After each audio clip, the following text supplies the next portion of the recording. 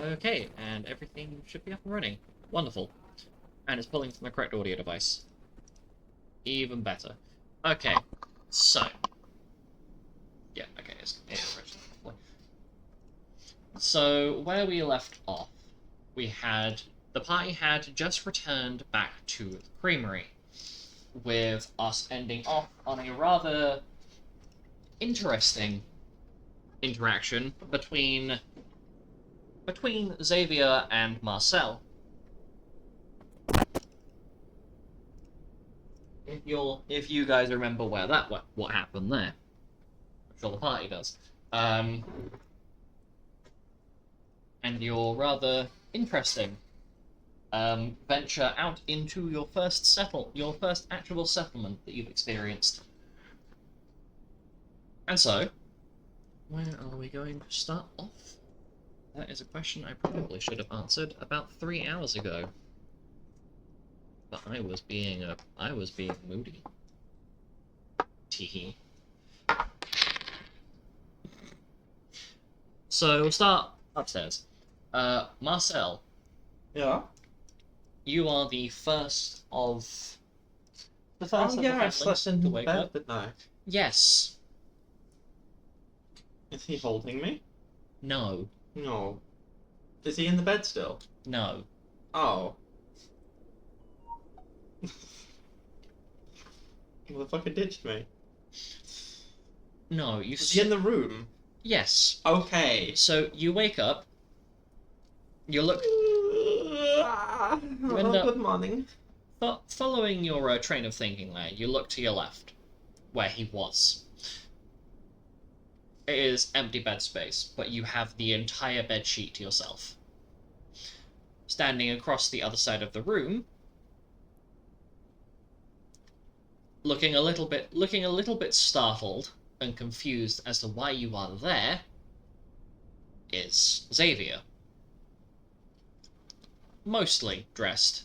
The dude appears to have thrown on the first 3 things that he's found.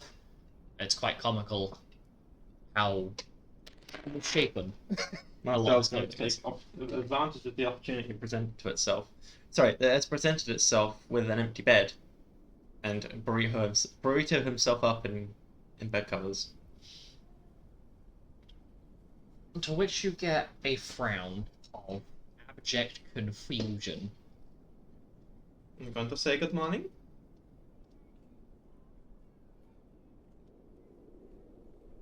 He doesn't say anything and just looks at you. Like he's almost like a caterpillar. So you've got it all like wrapped up in a real like sort of tight roll, and then his head just sticking out top.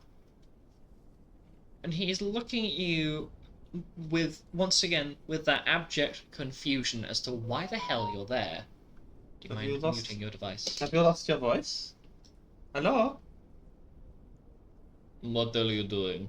Why are you here? You invited me into your bed?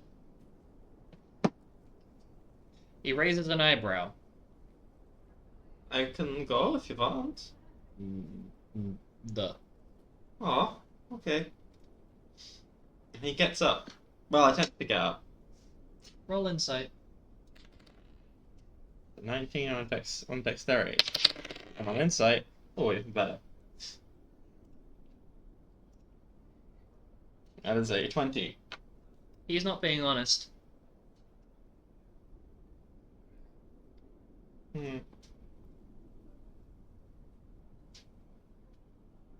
Okay. Marcel attempts to get out of bed. Okay. And you do so. Still, you are like what I imagine an unbent croissant looks like right now. Mm-hmm. Like normally they're like in crisp still in the cake. covers. You are basically having to hop around in his bed cover that you have burritoed yourself in. That is making a significant amount of noise because there is the whack of your feet through cloth, but your feet are whacking against the floorboards every time you hop to move. I will hop towards the door. You do so. Xavier makes no movements to stop you and is just looking at you baffled. Like, he's trying to figure something out and process how the hell you ended up here. Like, he's clearly offered it to you, but expected you to exit, and is confused as to why you are actually here. Have you lost your memory? No. You sent an invitation and I took it. Anyway, bye! And he opens the door with his teeth. You managed to do so? And then hops out the room, still burritoed up in his... You leave with Xavier's his bed covers. sheet still wrapped around you. However, you are so focused on hopping that you forget that there are stairs. And so the rest of the party gets awoken to the sound of as you see Marcel bundled up in bed sheets that are definitely not his own, having slid down the stairs like some sort of weird slide. Hello! Ow. And so, to describe the image you all see, picture, if you will, the door, like a door frame, and you're expecting to see Marcel standing in the doorway. Instead, you look at the bottom of the door frame to see Marcel's head poking around like he's trying to jump scare you. Good morning, rise and shine. It's a That was beautiful rather day. loud. What are you doing? I am having fun. Can I go to help Marcel off the floor? You may. So, you It's get not very up, nice being on the floor.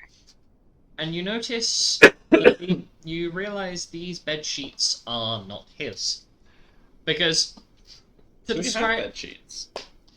We have Yes. sleeping bags. You have what I can only describe as, like, a multi-person sleeping bag with, like...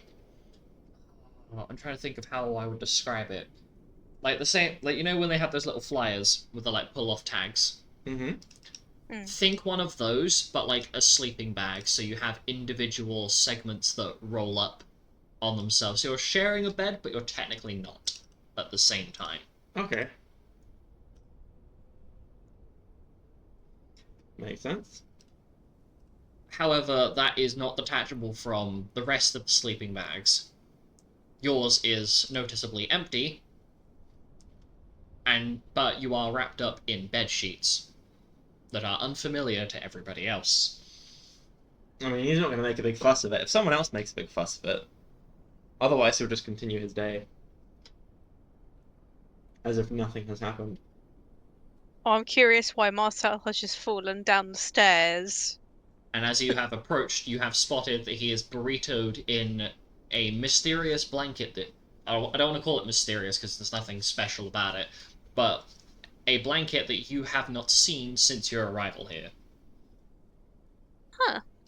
Why are you like this, Marcel? If you really wanted a burrito, we could have asked Belle. Now I want a burrito.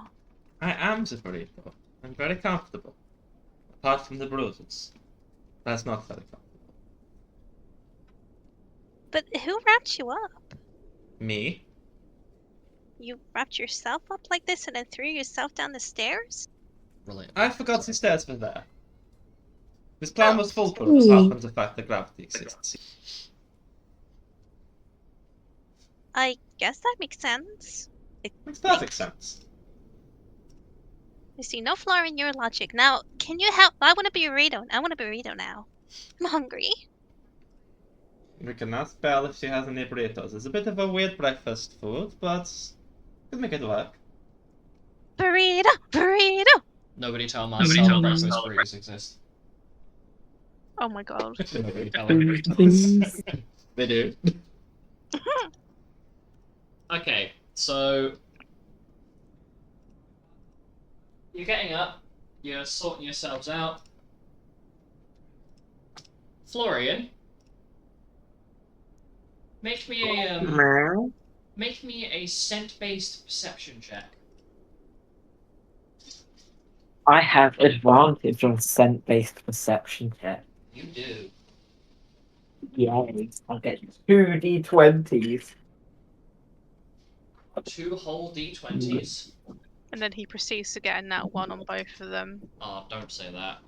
The amount of times Actually, I've to done be that. fair, number. he's not Scorio, so might actually get to. What did you get? Perception plus 13. 13. You recognize the scent that is on these blankets as the same scent of the deer man upstairs who terrified the shit out of you the first time you were up there. You have not been up there since, but these are from him. Or at least they smell of him.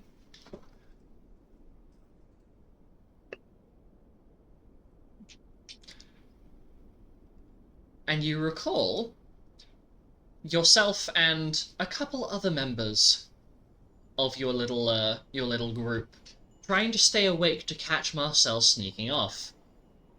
But you remember falling asleep before he left. And you're able to draw together these little bits of information quite quickly. Even if Hugmug and Mocha don't exactly put 2 and 2 together, you have very much figured out what's happened here. Marcel, you snuck off. I did. Nobody said I could Wow. not. I fell asleep before I could follow with you. You were planning on following? No, I was planning on going with you. Oh, you should have said. I would have brought you in. Okay, next time. Next time we'll go together. Next time. Mm-hmm.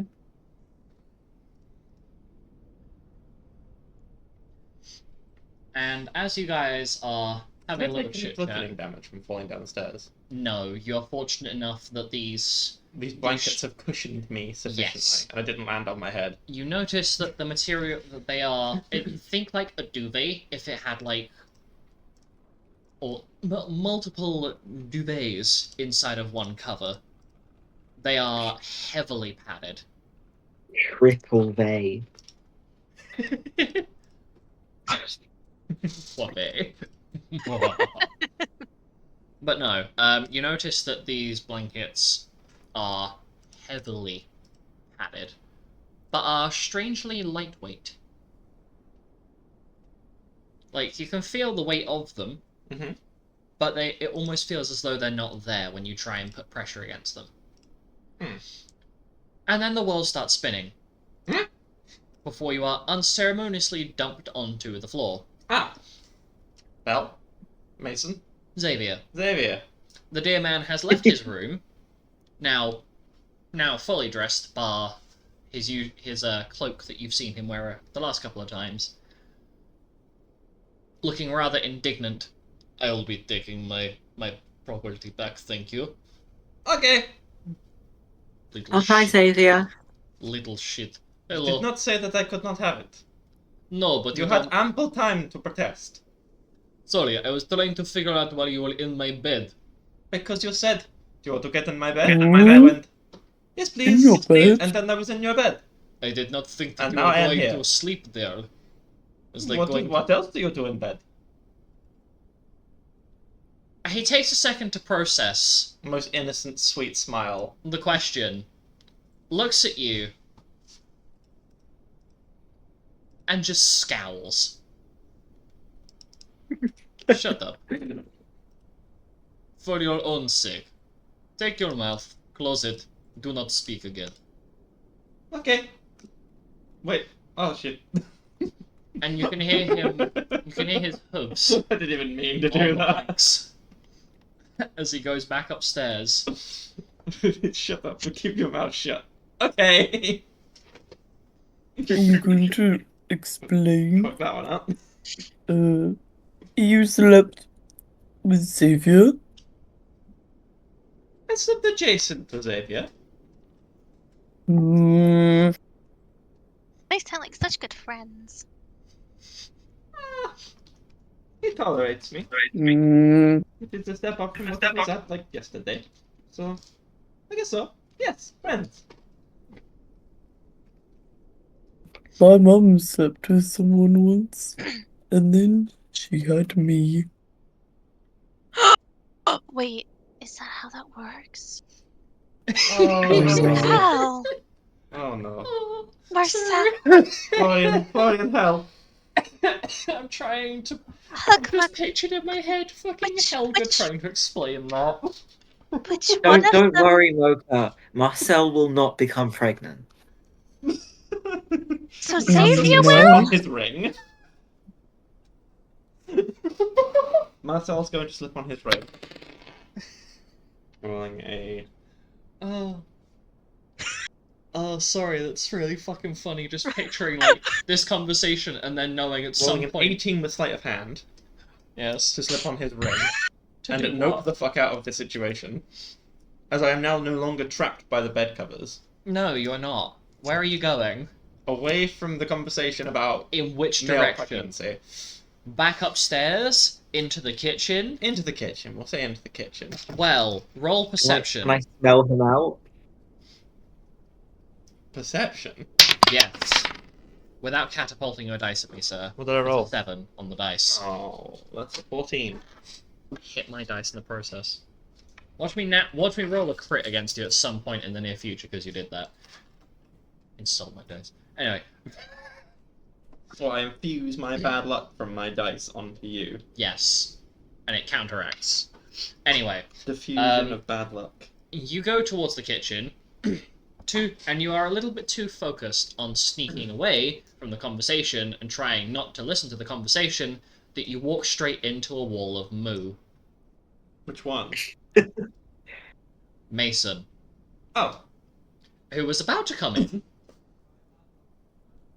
to come and let you guys know that breakfast is ready, as Mocha at this point will have probably stopped questioning which one of you or Xavier is going to be pregnant. You do not know Mocha. She's probably still talking about it.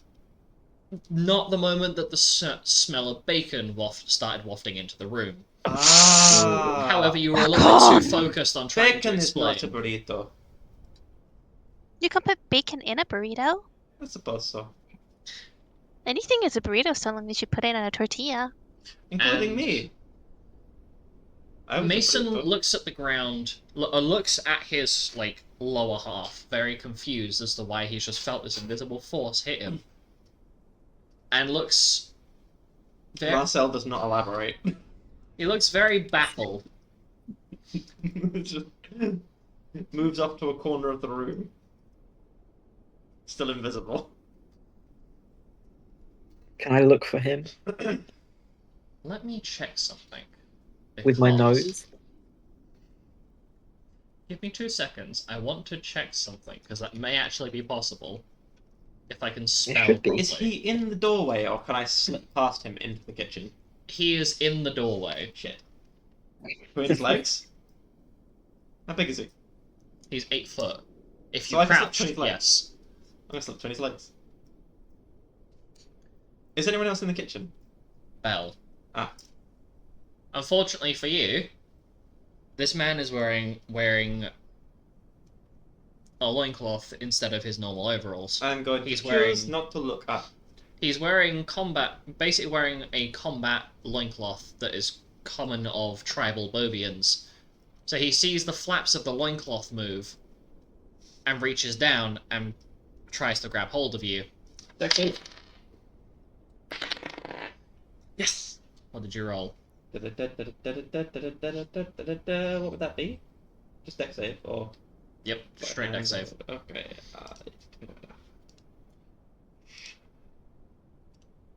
Non-magical. There is no effect. Pretty sure I don't have a bonus to any of these anyway, so I don't know what I'm doing that for.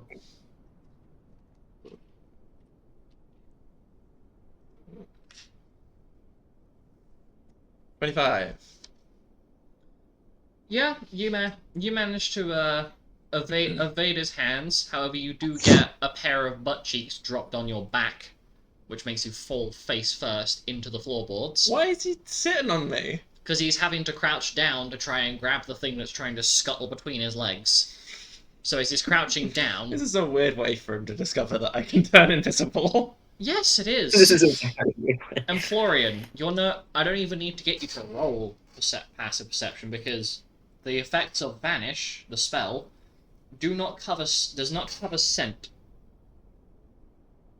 So I can sniff him out. So you can in fact sniff him out. and you just about pick up on the scent of Marcel disappearing between Mason's legs. Before you I see... go between his legs. Okay.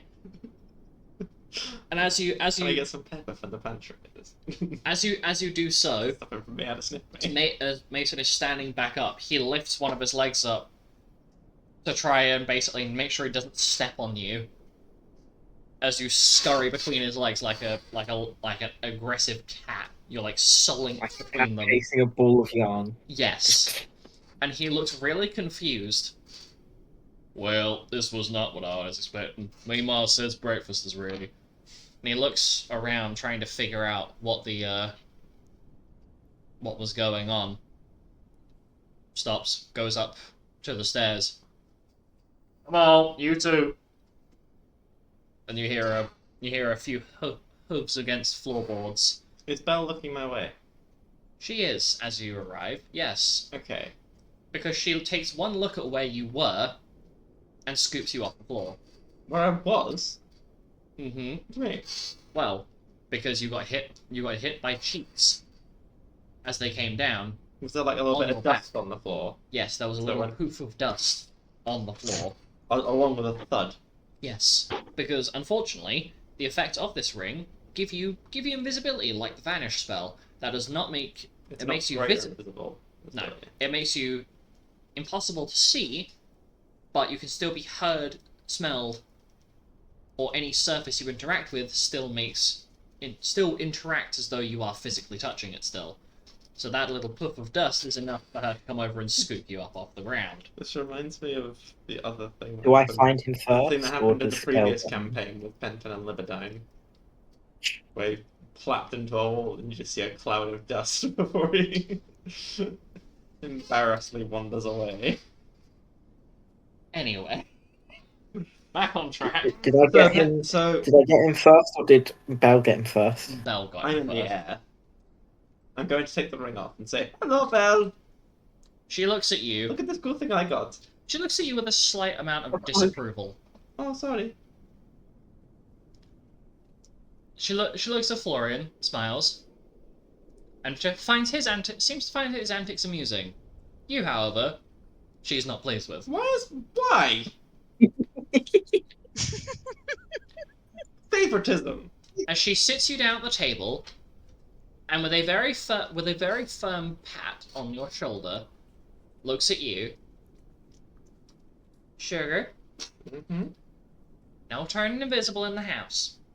Okay. And she points at a little like Oh, roll of cloth. sign. There's a little like, you know where you've got like they'll have like wall displays for like kitchens, like the equivalent of like the Ten Commandments banner for kitchens and stuff like that. She's got one of those that called House Rules, and on the bottom one is do not play around with invisibility spells.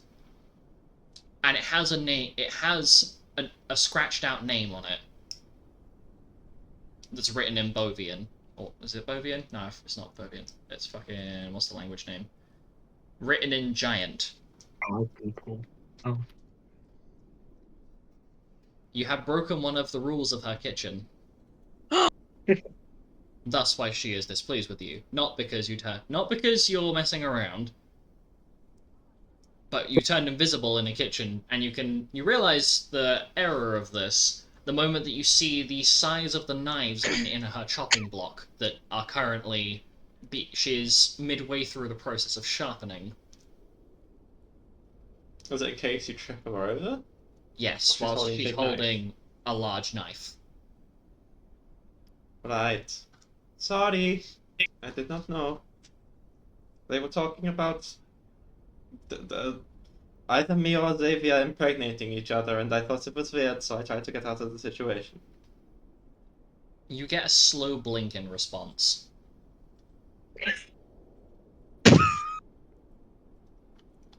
Told you it was weird.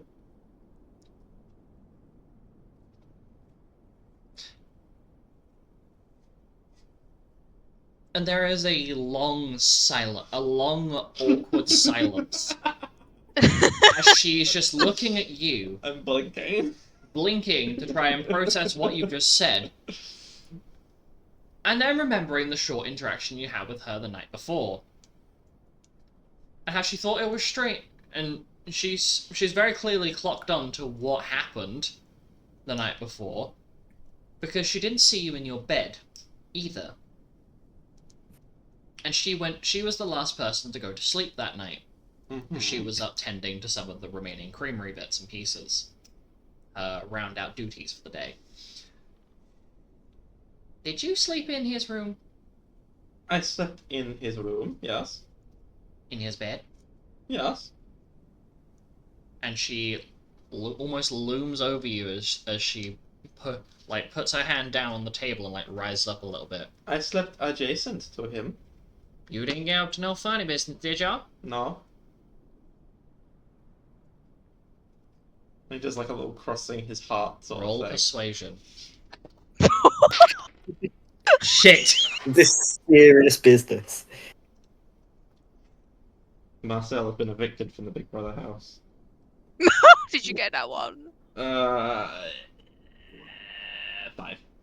She does not believe you. Well, that's her thing. She opens her hand. Oh, give me here. What? Give me the ring. Why? Don't make me ask you again. Fine. And she closes her hand once you put the ring in it. She puts it in her breast pocket and serves breakfast. You are joined by Do I Xavier. ever get it this time. back? Are you asking her that? Yes. Am I getting it back? You don't get a response. Oh, okay. That would have been really useful, but... You are joined at the breakfast table by Xavier, who promptly gets a very firm punch in the shoulder the moment he sits at the table by Belle. Now, why I tell you about messing with other guests? I didn't do anything. And there's I a told you. long, We didn't do anything! awkward silence.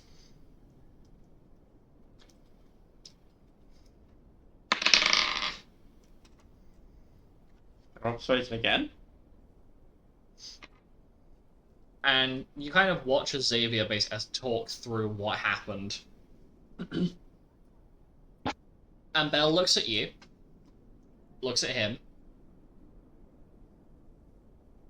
looks at you, looks at him. I look at her, look at him, look at her, look at Florian for some reason, look at him. The moment you look at Florian, she then looks at Florian with a look of suspicion, as though there is more to I this try and look plot. at both of them at the same time. No, you're supposed to look at Mocha. And before anything can progress, she puts her hand down the table. Now, y'all are guests in my house. There will be no fucking after midnight. A big lady like me needs her beauty sleep, and I don't get my sleep if I think y'all are fucking. Okay. It's loud, it's obnoxious, and y'all are supposed to be resting for today. But surely Ah. you were not woken up means that we were not fucking. Well, I was busy tending to Betsy. Just sort of throws his hands up and sulks. You'll get your ring back once I have a very firm conversation with somebody, and she turns her head towards Xavier and Mason, giving them both Why very Mason? firm looks. Because one of y'all should not be exerting themselves, and the other should be keeping an ear out to make sure our guests are doing okay. And Mason looks a bit offended. My ma, nothing happened. There were no noise. And Belle takes a moment, ponders, takes the ring out of her breast pocket and just flicks it with her thumb back in your direction.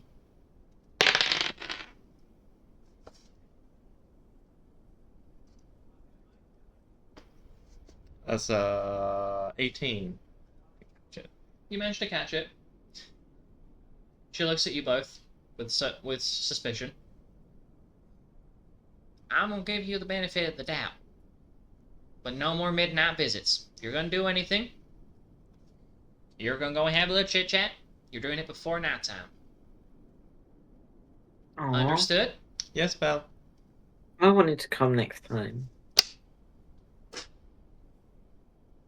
And he's just like standing there with like both of his hands together. And she looks at Xavier, and Xavier just rolls his eyes. Ugh. It's not like I wanted him in there anyway. So thank you. Makes my life a lot easier.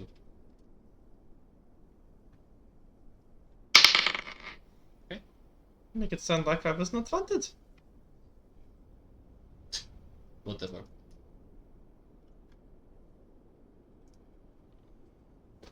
I was taught better than to go into someone's room when they don't want me to. Anyway, Mason cuts off the conversation.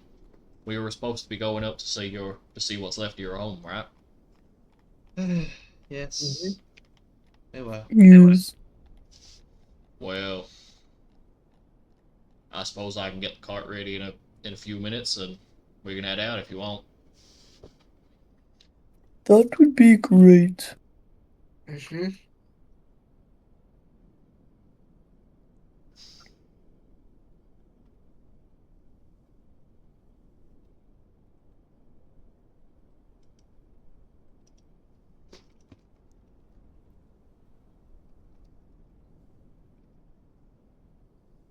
Well, I suppose we best get going. Or I should get going. Do you want any help?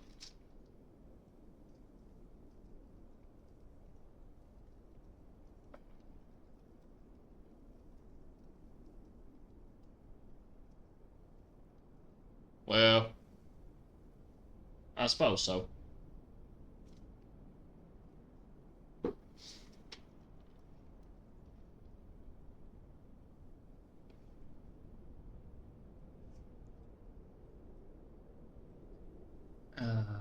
Now, I'm wondering whether Scoria actually comes with or not. I think so. Okay, what I'll do then, I'm gonna have Scoria will be helping Mason with the cart. Whilst you guys have some brief chit-chat. Yeah, we'll do that. Okay, so Scoria goes out with Mason to start sorting the cart out for travel. And yeah, you guys are left to start preparing.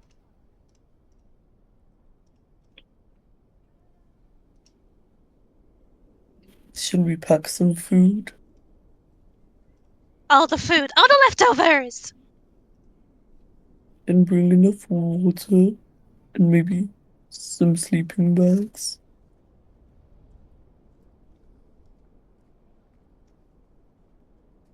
If it took us a couple days to get down to here, will it take us that long to get back up if we have a cart?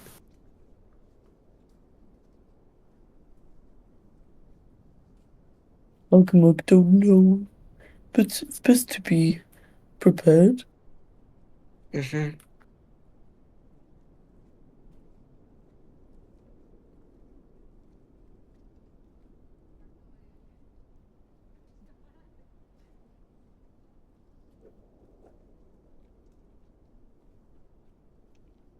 Okay, so as the cart is getting ready and you guys are preparing to pack, Mason pops back in. Very briefly. So, you guys shouldn't have to worry about bringing sleeping bags and whatever. If the pathway that you guys said you took, meanwhile, has roughly planned out the route that I'll have to take the cart along, so shouldn't take that long in theory. Maybe a few hours trip if we're lucky. That is good to hear. And he pops he pops the map that Bell's drawn out on the table, and you guys realize that the route you took through the blizzard went in like a really large curve. So we nearly went in the circle. Almost, yes, judging by the map. Which, in all fairness, to your group, Does the river follow a big curve? yes, Ah, it does. okay, that makes sense. The river curves somewhat from the mountain. It's not actually a river; it's a circular loop. No, Oh, it lovely. does. It does curl round towards itself, but it doesn't Not actually. slowly. Yeah.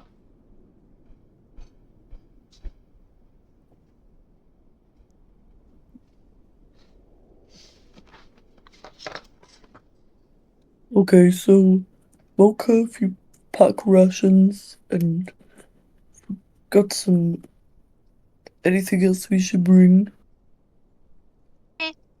Like to work on that. A map?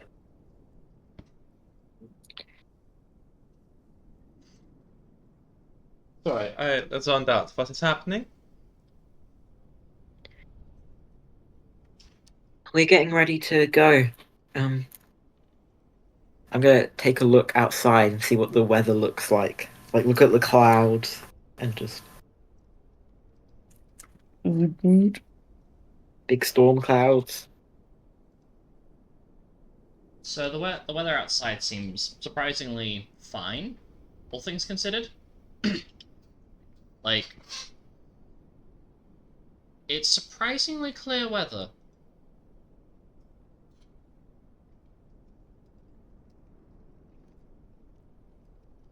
Oh, that's good.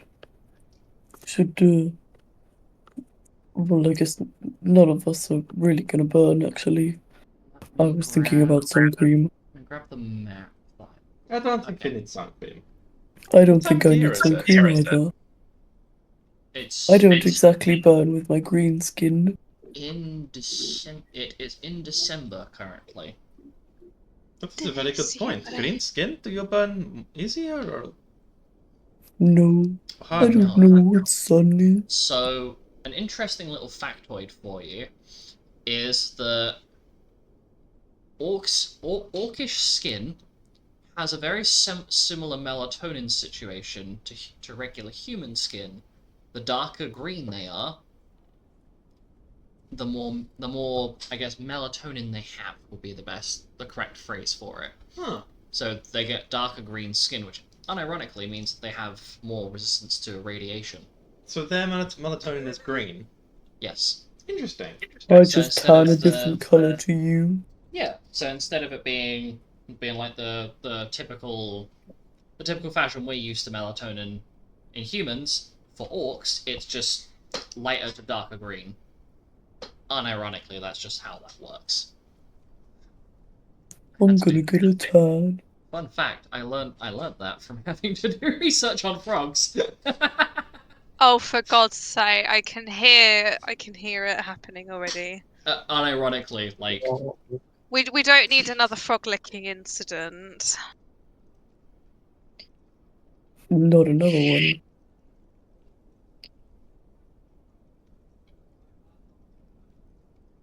okay, now I've got my little list of things. Lovely. So, the car after about 5-10 minutes of you guys getting your bags ready to go and have a little investigate, you end up hopping into the cart with Mason. And you have, surprisingly enough, you have another guest. Xavier is coming with you. Ooh, Nobody's Yay. invited him, but he seems to have invited himself. Is he Cape Fearing by like belting himself to the underside of the No. underside of the carriage? He is sitting towards the back of the carriage by the entrance, like I guess by the entrance/exit.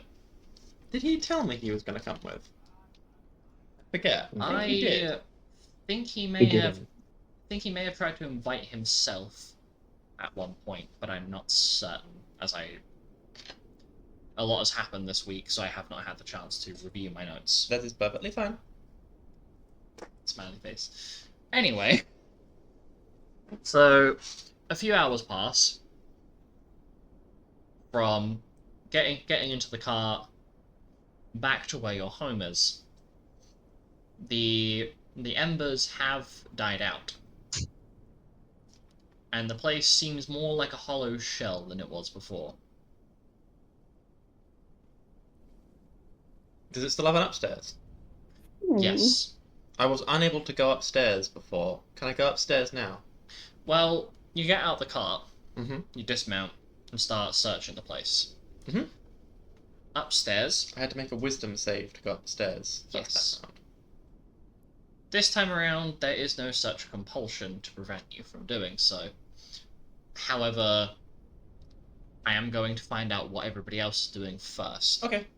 So, you get out of the car. Scoria is keeping an eye on the area, just to make sure there are no bandits or any such thing. With Mason doing roughly the same, so there's two of them keeping a perimeter search while the rest of you actually search the wreckage. May I ask you guys what you're doing? I am gonna search for my sewing kit and any sort of first aid kits, medical kits, things like that, bandages. Okay. So, Florian, you're looking for sewing kits and first aid supplies. Mm-hmm. Okay. Can I go to the bedroom just to like see what's left of like Whose bedroom? Hugmug's space? Your The bedrooms? Or Sorry? the matron? Your bedrooms or the matron's bedroom? Our bedrooms. Okay. So you'll be going upstairs with Marcel. Mocha. Can I do a general sweep just to see if there's been any clues or items accidentally left behind in the scurry? Yes. Maybe Helga left something, a clue. Florian, roll me an investigation check. Mocha, roll me an investigation check. Hugmug and Marcel. Yep. Aside from sentimental value of seeing what's left of your rooms, or room, singular, Did any of my soldiers survive? Any of my investigation check. Hugmug, are you looking for anything in particular? Or are you just going to have a look at what's left? I'm going to have a look at what's left, but if something sentimental, specifically sentimental things, catch my eye, I will pick them up. Roll me an investigation check as well, then. Yes.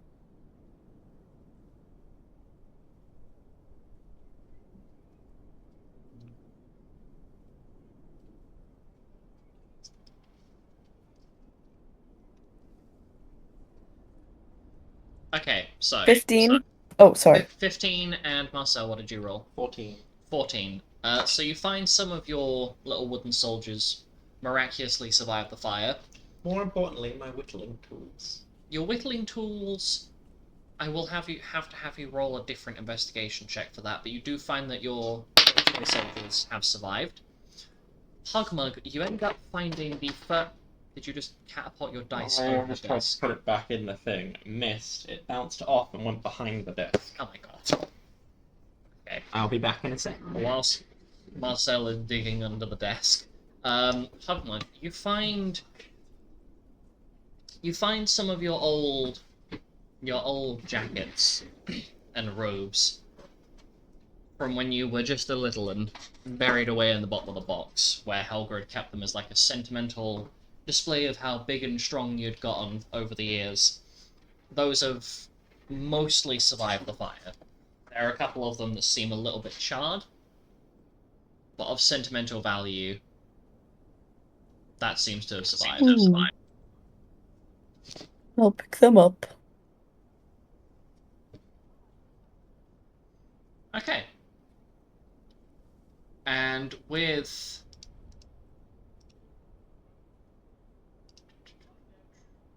Okay. And amongst that...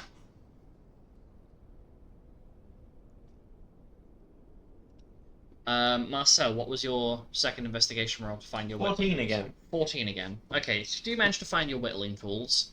though they seem to have been darkened by some of the ash of the place burning. Which is fine. Still function. Otherwise, the rest of the room is destroyed. Okay. No photos or anything like that. All of them have been basically stepped on, ruined, shards of glass across the place. You're very fortunate to have avoided the carnage that ran rampant through this house. You're starting to get an appreciation for just how vicious the people that Helga was dealing with were. Marcel will look across the room and shed a tear that will quickly wipe away. But he will pocket his whittling tools and whatever little soldiers that he's made that have survived and put them in his bag. Roll me a d6. D6? Mm-hmm. 2. 2. Mm-hmm. So you manage to secure 2 of them that have survived, and that's it. Oh, I see. The rest of them have succumbed to the flames.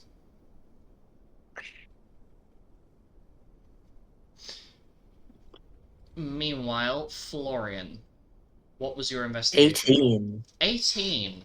You managed to find your sewing kit. Miraculously, it has survived the flames that destroyed the house. But oddly enough, you notice that there isn't any yarn here. Normally, Helga has like a little stash. Yarn is quite flammable, so... But it's normally kept inside of a safe box. And you notice that No, the like box itself spring- has been pried open, and the contents Hmm. taken.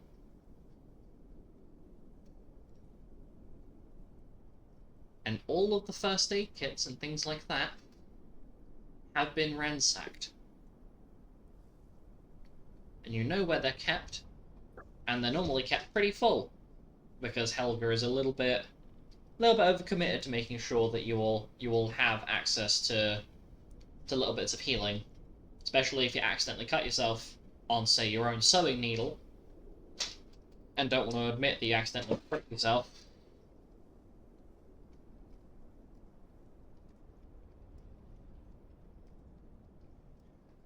And you didn't want to have to go and admit to Helga that you pricked your finger and you needed it sorting, well, you had the space to go and do that. So you didn't have any embarrassing, matron, I hurt myself moments. At least when you didn't want that sort of thing to happen. If it was a really embarrassing, stupid error. But they're all gone. Looted, ransacked, and some of them broken into pieces. The little cases and like jars and whatever of healing ointments and stuff are shattered if they were empty. Mocha, what did you roll? 21. You end up doing a general sweep. You don't find a whole lot, at least initially, until the scent of incense is picked up by your nose. It smells like citrus. And immediately you think, ooh, oranges. And you go towards a large heap of displaced snow. There is a very large divot in the snow, as though it has sunken inward. Like there's a hole. Ooh, Would you like what's to in the hole? Would you like to start digging out the snow? Yes, please. Okay, so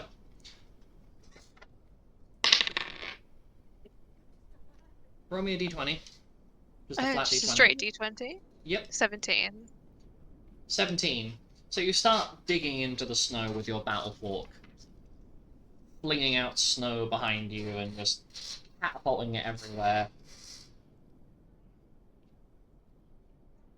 And you notice very quickly that each time you dig a little further, it seems to be getting harder to do, until the prongs of your wooden battle fork make a very loud dong noise, as though you've struck a large surface of hollow metal. What is it? So are you clearing away the rest of the snow to see what you've just struck? Yes, sir. Okay, as you do that, Tom! you find that it's a large metallic door. Sorry. It's just a bomb. Just And you Marcel's looking notice- through his stuff, and all of a sudden, from like corner of his eye, you just say, You notice that the scent of orange appears to be coming out of a large depression in the door that has a little wick. And you realize that, initially speaking, if you hadn't cleared all of the snow, it would have looked like an explosive. Fuck! However, it does not appear to actually be an explosive, but merely a part of the door that has been molded to look like a bomb. Oh. So it's like somebody's decorated the actual outside of the door with something that looks vaguely like an explosive. Is.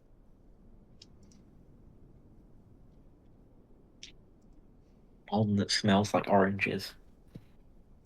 I feel like I'm gonna open this door and what's gonna happen is that scene from the second season of Squid Game. She's gonna go BANG! Roll a history check for me. Okay. Also spoilers. How can it? 17? You recognize this as the entrance to Helga's personal space. Has been buried by the snow and is normally covered up with something. Ooh. Normally there's some sort of wooden apparatus in the way to stop it being wandered over. Almost like, think like, like pier platforms. It's normally got something like that over the top of it to just level it with everything else. Okay. Is it able to be opened, this door? Well, I probably should investigate in case Helga's booby trapped it for some reason. Yes. Would you like to call the rest of your foundlings and Xavier over to assist with the door? Yes, come hither, children. Come hither. So you all hear Mocha calling you from this valley in the snow that she's dug out. And you all recognize this door the moment that you arrive.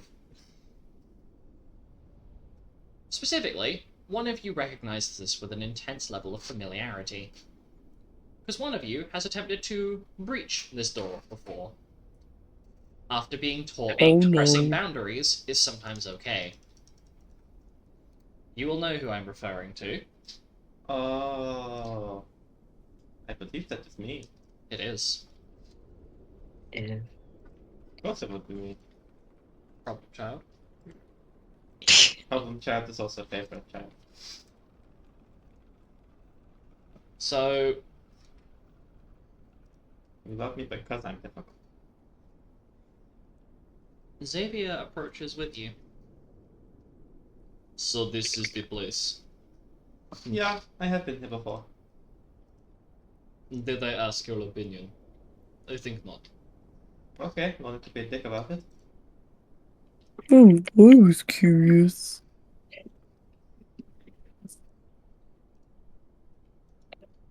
Who would like to roll investigation to see if it is trapped? Oof, Who I've has got a high Five. investigation? Does Xavier have high investigation? Depends. Do you I've got Do you 4. trust Xavier to be tampering with something that belongs to your matron? I ask this as a moral question. Would you allow a complete stranger who helped abduct and kidnap your matron to access a private place that you have been told you're not allowed in? Marcel rolls a 21 on investigation. Okay. It is in fact trapped. Like, With a My high, big brain. with a highly powerful, compressed pressure explosive Oh. Specifically, it is a pressure explosive that, when you try and tamper with the lock, will release a highly powerful pulse of wind-based magic that will launch you a high distance. Oh. You recognize this because she tried teaching you this early on when she was testing what magic you would have the most fun with before you settled on red magic. Yes, it is trapped. Big Do wind you spell, think there's nothing else, another yeah. entrance? Probably not. I can detect hidden doors. Xavier, how good are you at disabling traps? Relatively. Oh, I got +4. I have plus. Because it is trapped and things get in there. Oh no, I have terrible. Well, if you're not going to help, why did you come along? Partly to see what was left. Partly because I'm curious as to what is behind that door. But I doubt anyone would let me anywhere near it. I think if you disable the trap, then you can go in. And meanwhile, all of us will hide behind that conveniently shaped rock over there. Yay! I can't tell you the level of irony that Helga does in fact have a very large rock in her garden. Because it's supposed to look like a turtle. Mhm. And we can all hide behind Oh, it while Exactly. Xavier disables the trap. Do I need a turtle will protect us? Don't you fucking start. Don't you start, sir. Film referencing. Okay. This would be really funny if it was on that one. You just watch the deer man fucking catapult off into the distance. Good. You'll hide behind the rock and be like, "Good luck, Xavier." Poor Marcel's son's gonna grow up. Oh my god. You keep talking like that, and I will throw you out behind the rock, and you can go out with him. So you No, thank you. all take cover behind Terry the turtle, Helga's Mhm. Helga's favorite garden ornament, My favorite rock to sleep on. and you hear this click noise, followed by a loud gong, Followed by a loud bang. as a large metal object appears to have been swung and whacked against something. It is open. Yay! Peek over the rock. And holy shit, this is not what I was expecting, but wow. And you watch as he basically enters that basement. I will also What's enter in it? the basement. Scoria and Mason end up basically taking up little camp positions by the door. Scoria herself does not enter, as from what I understand, her character was not exactly comfortable with the idea of breaching Helga's personal space. I shall respect that. However, the rest of you are taking a look around, and it's like almost like a true crime documentary type thing, where somebody has basically got this massive corkboard with a bunch of red string, loads of different red news string. articles, images of people, places, reams upon reams of information has been attached to this board over time, and accidentally opened something. But there's hordes of information here. It's honestly quite impressive how much is here. And on the main desk, in front, like, just a little bit to the side of this board, is a large, heavy-looking diary. Marcel picks it up. It's There's a Helga's. terrible time for this, but I've got to go to the toilet. Understandable. Oh my god, go Well, press we the will There button. you read the go. diary without you. There's a hedge over there. So, Marcel, you pick this diary up. It's Helga's.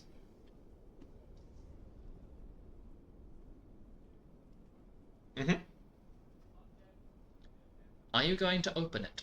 I am. I'm sorry, matron.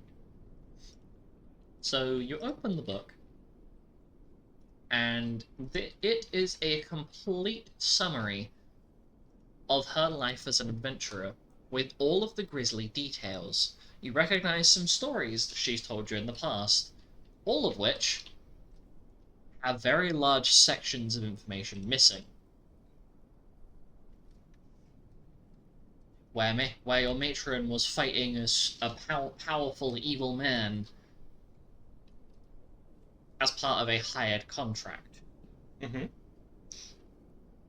So she's had contracted killings. She's been hired by various organizations that seem dubious in nature.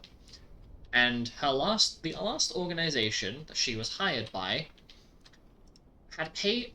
She's made note that she was asked to keep any information about their business private, and that should she be compromised at any point, that they would deny her existence. And there is a notable emblem on this. Each of these organizations has some sort of emblem. And then you move over to the next section of the book, and it has a list of all possible rivals and targets that might come after Helga, and any various possible reasons as to why. And he will be searching for. We were told the name of the organizations afterwards, right? Yes. We know the name, so he'll be searching for the Order of the Crystal.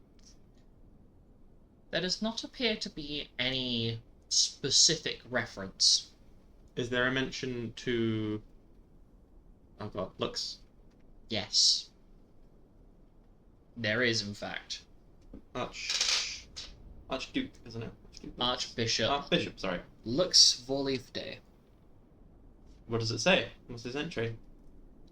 His entry is a little bit vague, as the organization that she was working for at the time appears to not have been named, but a small symbol drawn next to the name Mm-hmm. next to Lux's name, of that organization she was working with. And it appears that any sort of interaction coming from him would be political in nature.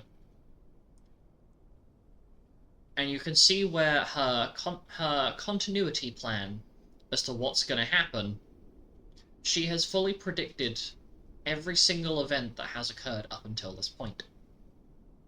Except from she very clearly did not account for them bringing somebody that could neutralize her. And you realize this. The entire summary of what happened as you started,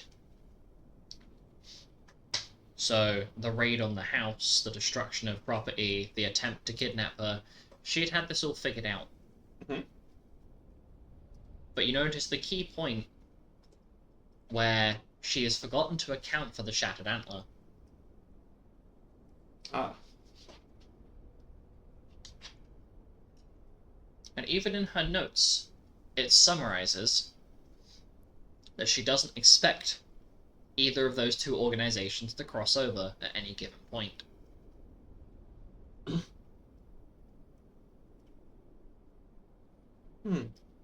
Interesting. It starts Check giving it out. And Marcel shares this information and asks Xavier, my brain went blank there for a sec, as to, so why would your two organizations not meet?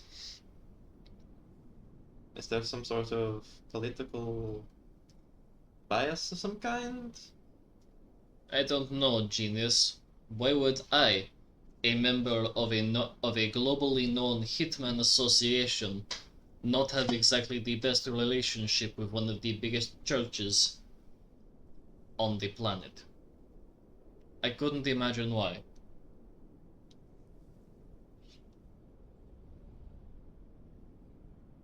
And Marcel just sort of looks at him blankly. Couldn't What? picture it. How big is this diary? Very. Is there any space for it? It's Hugmug sized.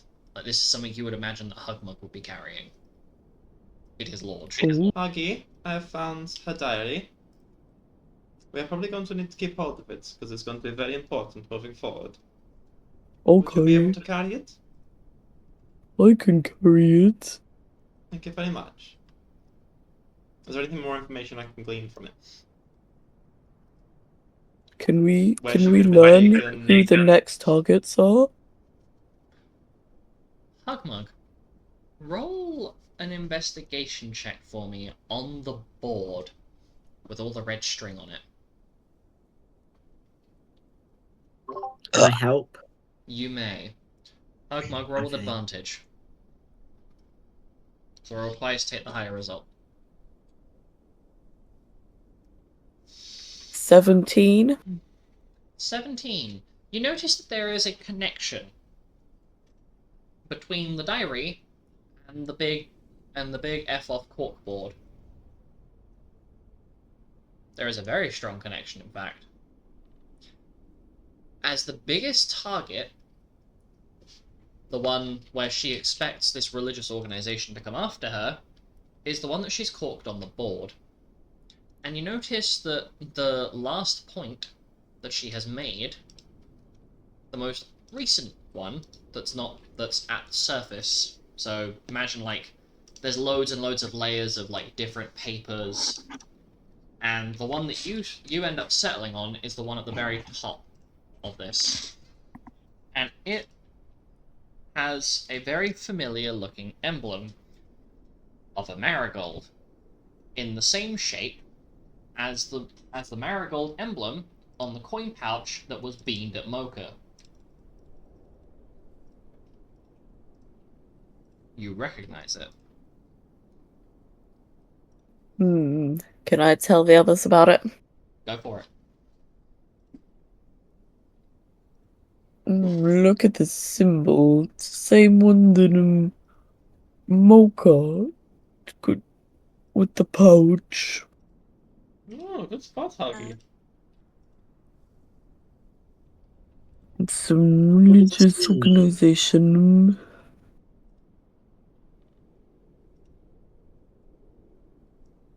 Do we know who that belonged to? Or do we just know the symbol? You do actually know who it belongs to. The Mocha mayor, isn't knows it? who it belongs to. Yes. Good morning. The mayor. It's the mayor, yes. As Florian has successfully deduced. The mayor whose furniture keeps breaking in half. Sorry. It's got to be connected to this somehow.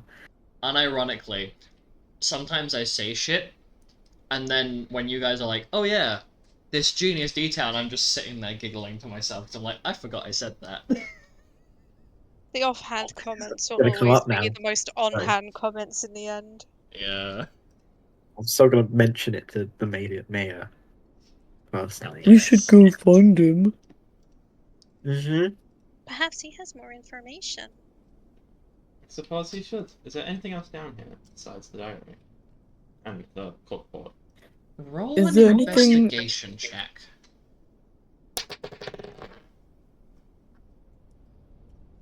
And I'm gonna say, if you have any bonuses to add to it, Can we add them. discern what the purpose of this room is? Or is this just her study?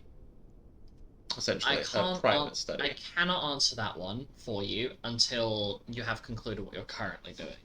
Because Okay. they are two very different things. Because he's wondering if this was something they were meant to eventually find. I will have to answer that for you in a moment. 21. 21. As you're taking a look around to figure out what's going on, you find a small metal medallion with one of the symbols of one of those organizations in her diary. The emblem on the medallion and the emblem in the book match. What is this emblem? It appears to be some sort of crescent moon with a howling wolf on it. I don't know what that is. The medallion itself has very clearly been stuffed in the bottom of one of the like some of her these aren't like storage chests, they're like storage crates. Mm-hmm. And they're like, think like a tiny little crates. And this has been stuffed right at the very bottom of one of the ones that you were rifling through. This was very clearly hidden and has not been touched in long enough that it's started to rust.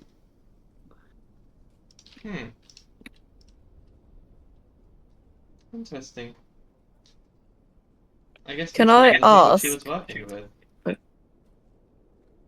Yes, Hugma? So, in the diary, you mentioned that that Matron was plotting where they would attack next. Do we know who these people might target next? If we can catch them in the act, Didn't we just maybe establish that? Matron will be there. You had just to correct you, she had established what organizations might attack her. What Hugmug is proposing the idea of is trying to catch them attacking their next target in the act. Right. Or find out who their next target might be. Because maybe I misunderstood it, but I thought you said that she was plotting out who was coming after her, but also people that they were targeting. Or maybe I got that wrong. No, you definitely got it right. She was also plotting out which organizations she's worked with that may have a bone to pick with her. So she's plotting out basically the movements of these people to try and make sure she's got as accurate an idea of if she's going to be attacked. And which one was the marigold one? The marigold was the last clue she had as to any sort of potentially hostile movement Towards her. towards her. Yeah. Right. However, the The involvement. mayor is like Oh no, sorry. Go ahead, Florian.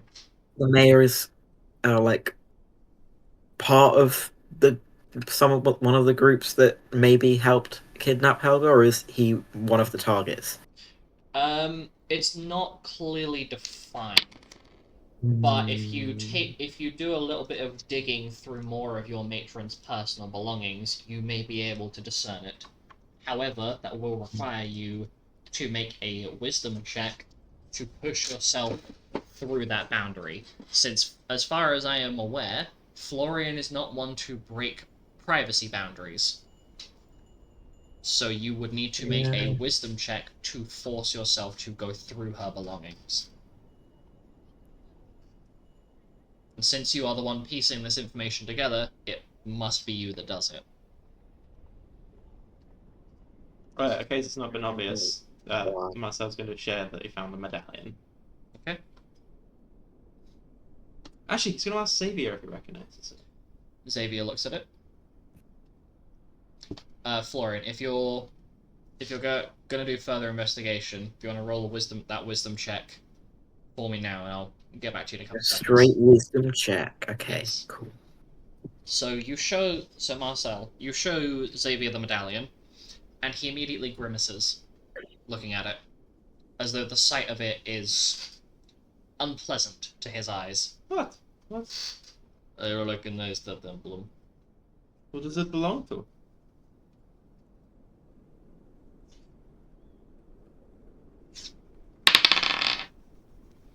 Nothing I would know in particular.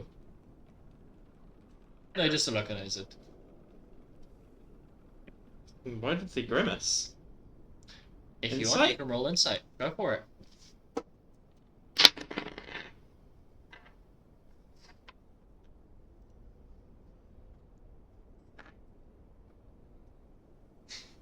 Damn it!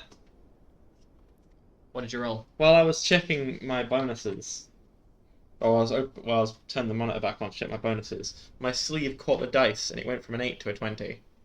Well, you will have to re-roll it then, 'cause that's an invalid dice. Because I didn't see what the result was, so re-roll it. Well, I said it was 8. Mhm. But sure, 18. 21 total. You believe him. Ooh. As far as you are aware, he is being completely honest. So why did you grimace? If you don't know what it is. I am injured, you fool. Of course I am going to grimace. I am still in pain. I suppose. What do you think I am, stupid? Has he been grimacing the same way beforehand when he's been in pain, or is this a different kind of grimace? There's a different kind of grimace, but unfortunately I can't describe any further than that because you failed the insight check. Bollocks! Yeah. I don't think I could pass the insight check. No. Well, if I just stare at him, Mocha proceeds to stare at him, I guess. Yeah, if you want to stare at him, yes. he seems a little bit uncomfortable. Good. Mission And without accomplished. saying anything, I am proceeding to turn around. Mission accomplished. Mission What's that? accomplished. It's like Beer is I uncomfortable. look. Yeah, I look at him for just like 2 beats longer than it needed to be, and then I just turn around and without saying a You single word. basically pulled the visual equivalent of the meat of like the Wii theme, but the pauses are uncomfortably long.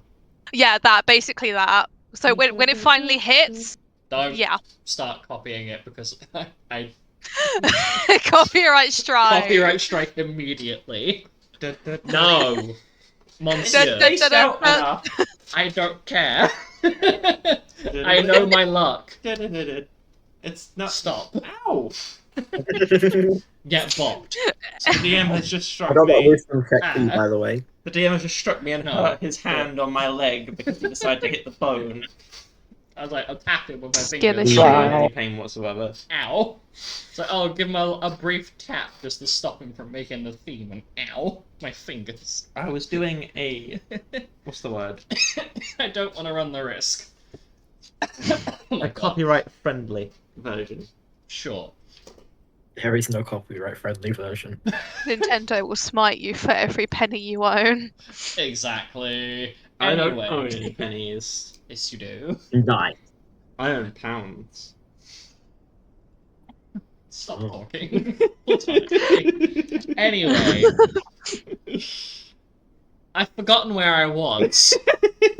Right, yes. I made a wisdom Florian, check. wisdom check. What was it? 8.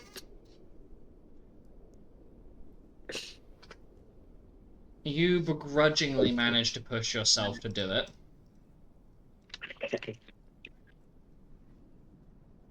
And as you start digging through, what specifically were you digging through for? Because I've been distracted from what I was originally thinking, so I completely forgot what you were looking for. I'm trying to find information about information about whether the mayor is our Right, friend or foe, yes. basically.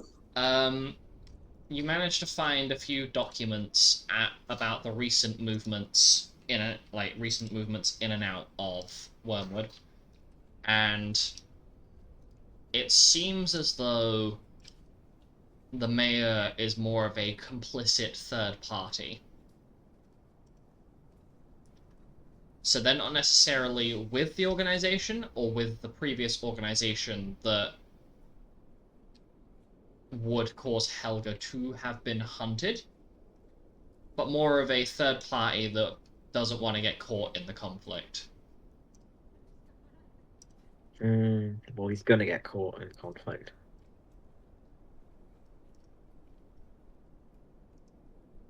But as far I as as far as it summarizes, it seems like they're a complacent third party.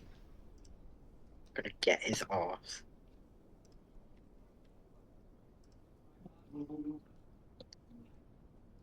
So,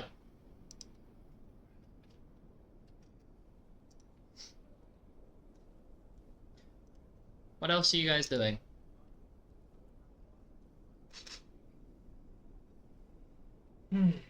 Is there anything else here? You will need to be more specific than that. Is If there are there things, any weaponry here? investigation check. Because I will Is there anything about us? shit. Roll an investigation check. I'm gonna basically let you guys know that once you exit this place, there is no guarantee that anything you leave behind will have survived. Because this is now an open basement in the middle of nowhere whilst it's snowing. It won't relock. As far as you are currently aware, it is not possible to relock it. Yeah. So, what was your investigation check, Marcel? 10. You don't find anything of discernible use. Shit. How many photos are on the wall? Like how many, like on the corkboard? Yes, there are quite a few. Okay. Florian, what was your check? 20. There is a smaller corkboard behind the first corkboard, That's the second. and it appears that the matron has been trying to track down your parents, with each one of you having your own section of the corkboard. So it's like divided up into 5, where the matron has been trying to figure out who your parents are to reunite you with them, if they still exist. But you'll notice that one of these sections seems to be more like a family tree than an investigation, and that is Marcel's section of the corkboard, with both of his parents being confirmed dead. What's my little section like? It seems like a lot of hypotheticals, because you share lots of different traits with lots of different possibly known people. She's not really been able to make any discernible progress.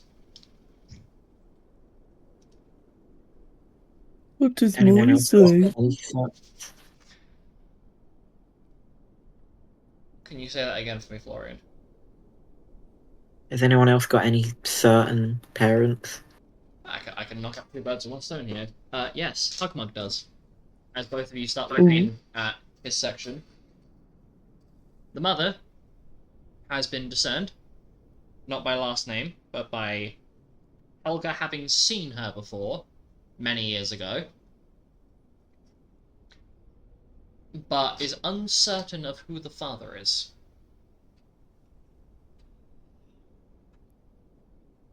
But there is clear notice paid to the fact that Hugmug himself was in fact abandoned. Oh.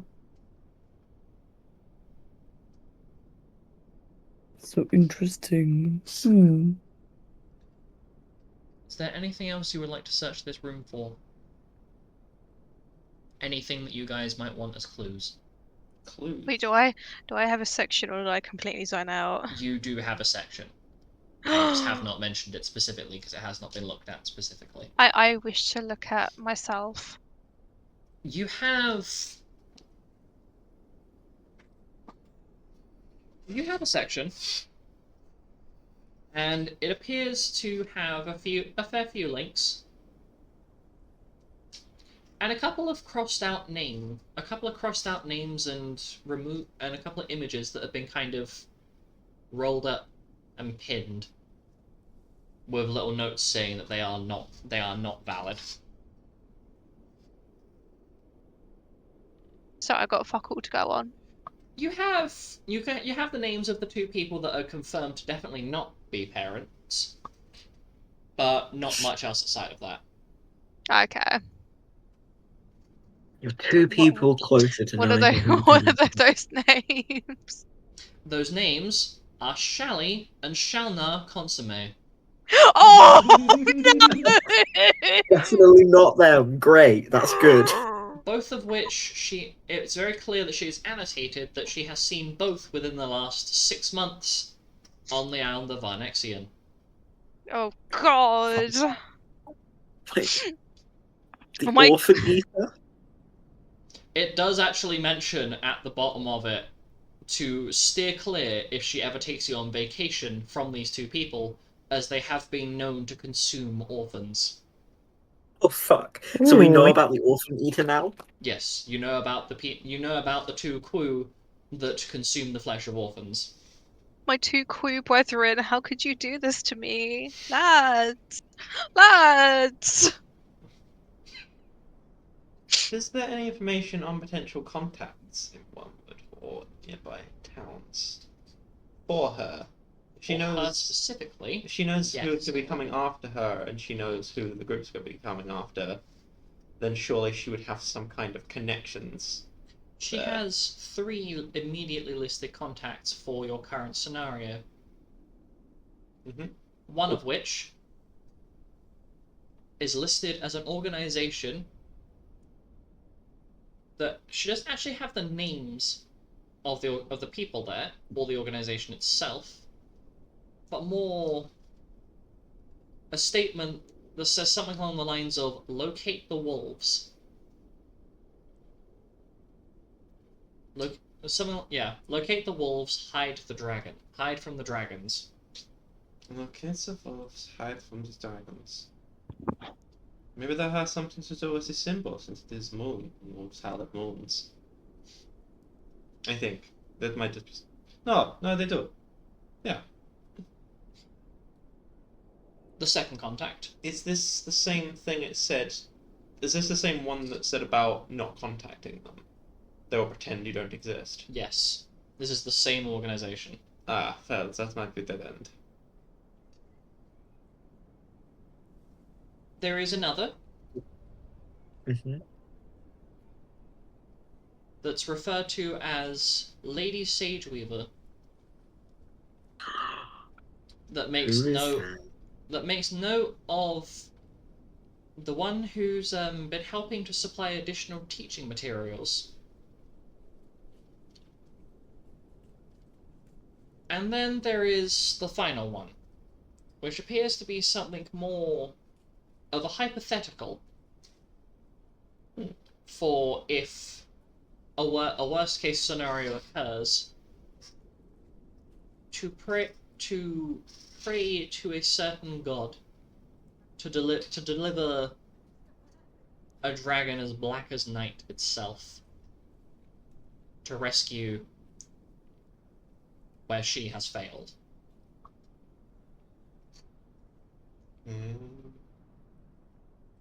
Marcel's player knows what this is, but Marcel does not, so...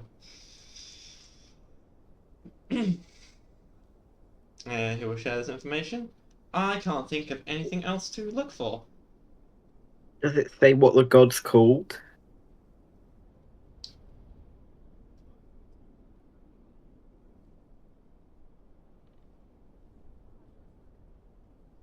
The god? What Did it languages can say? you read? Bellinian, Mithrin, Common. So you cannot speak Numish or... No. Wait, you can speak Mithrin. You can speak Mithrin, right? I think so. Oh my goodness. I'll check. Where is it? Roll- Social? Yeah, Mithrin. Roll linguistics. Roll linguistics. That's probably the first time I've had to roll linguistics this time. Rory knows. Ooh, 22. That's big. You manage to decipher the Numish sections of this text, and it is the Night Mother Anima. In that praying to her in one specific instance, where somehow, some way, she has been separated from you. that praying to anima may help, and that this dragon that is as black as the night itself may find its way to help. But it's very vague as to what it actually means.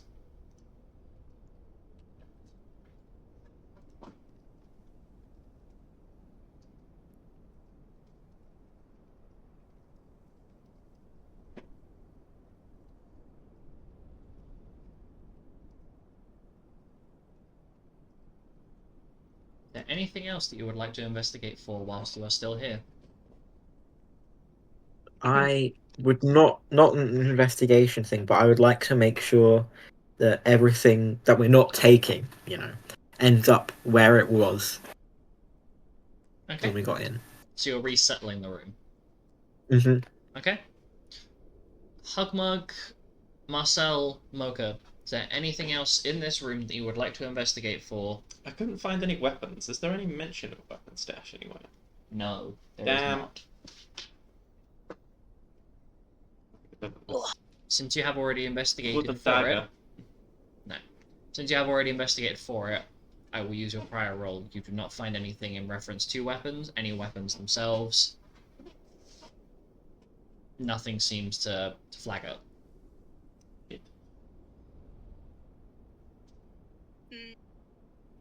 I mean, seeing as this place was not touched, are there any specific valuables that we might be able to sell? Yes, there are. Yoink. You find a solid nugget of gold. I will put that in your treasure pouch. Thank you, Lupilou. Just fix me up. How?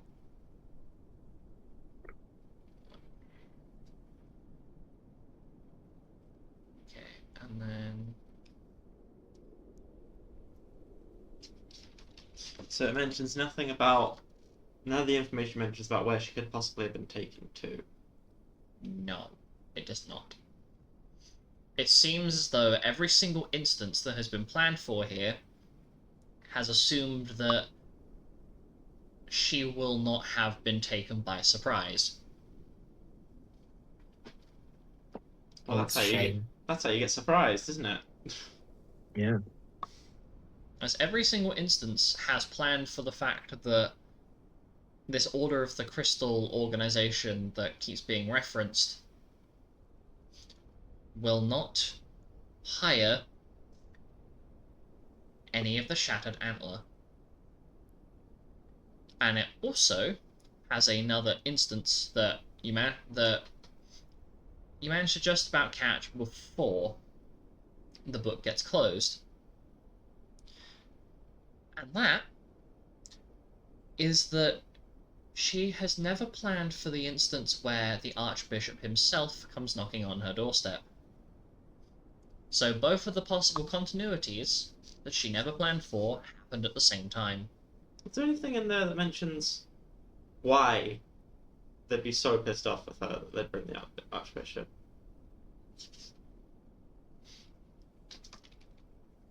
Any specific thing she's done?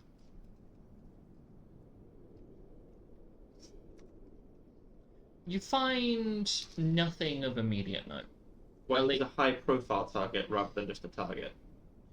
It appears to be something to do with that specific organization that she has a medallion from. As the same symbol keeps reoccurring of a crescent moon with a howling wolf on it. But there is no specific mention of any personnel connected to that, outside of this Lady Sage Weaver. And there appears to be nobody's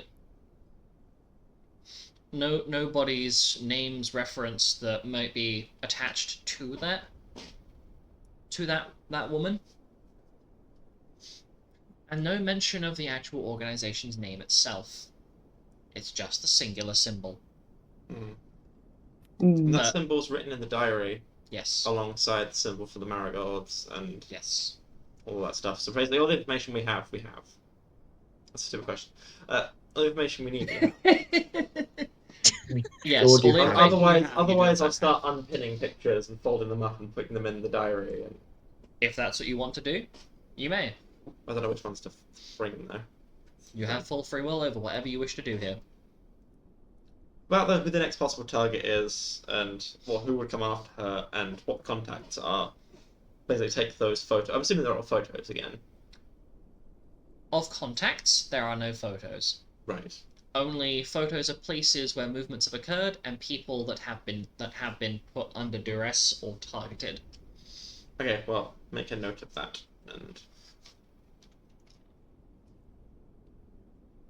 take the photos of the symbols and that, fold them up, put them in the diary. Okay. So you're taking the diary with you. Yes.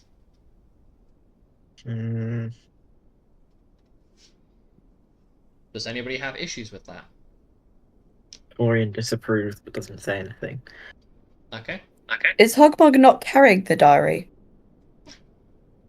Actually, is there any information in there that would be extremely dangerous if it ever came to light? Yes. There is. The whole book itself is very incriminating of Helga. So if that were to fall into the hands of somebody else, they would have knowledge of all of her prior interactions and connections with prior organizations. Mm. So you would basically be carrying around a hypothetical criminal record if you were not careful. This would have to be an item that you would protect. However, leaving it here means that it is exposed. Taking it with you means that you are responsible for its potential exposure. We did Can the I we ask did the what kind same of with traps. crime? Florian first. I was just going to say, what kind of crimes are in there? Well, It's a criminal record. as you flick, Florian, are you taking the thing off of Marcel to have a look? I would probably just look over his shoulder and be like, can I just flip through? So you flick through, and the first page you land on has her involved with the explosion of what is effectively a nuclear reactor on the island of Tempiel. Sick. The second that you look at has her involved with regicide. And the covered up story of the death of King Eldamine the 14th. Ah. Is there a year for this? Yes. It is on the year in October 60 AR. What year are we in? 67 AR. So 7 Just years free ago. time. Well, we were there, weren't we? Hmm? Wouldn't we have been with her then? Yeah, you would have been. Yeah. Whack. So you That's realise great. that some of these, like, you remember during that point where she was telling you about going on a spa holiday, and you were left with somebody you can't quite remember. You know that they existed, but you can't quite remember who they were. It's a foggy memory. Anything in the book jog our memory on this person? For B100.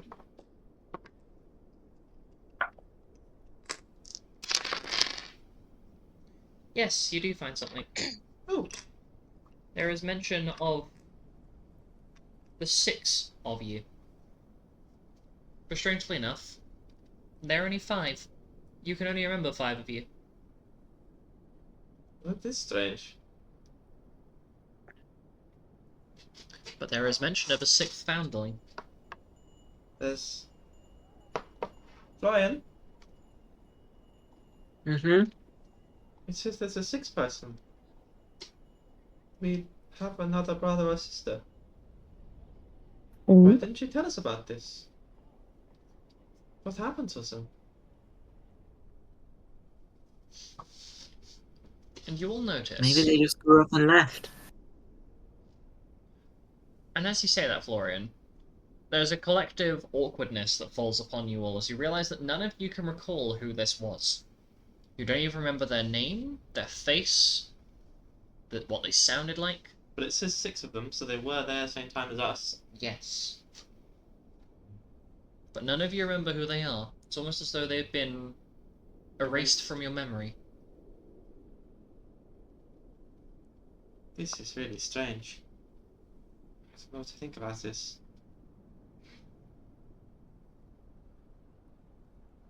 Maybe it's magic.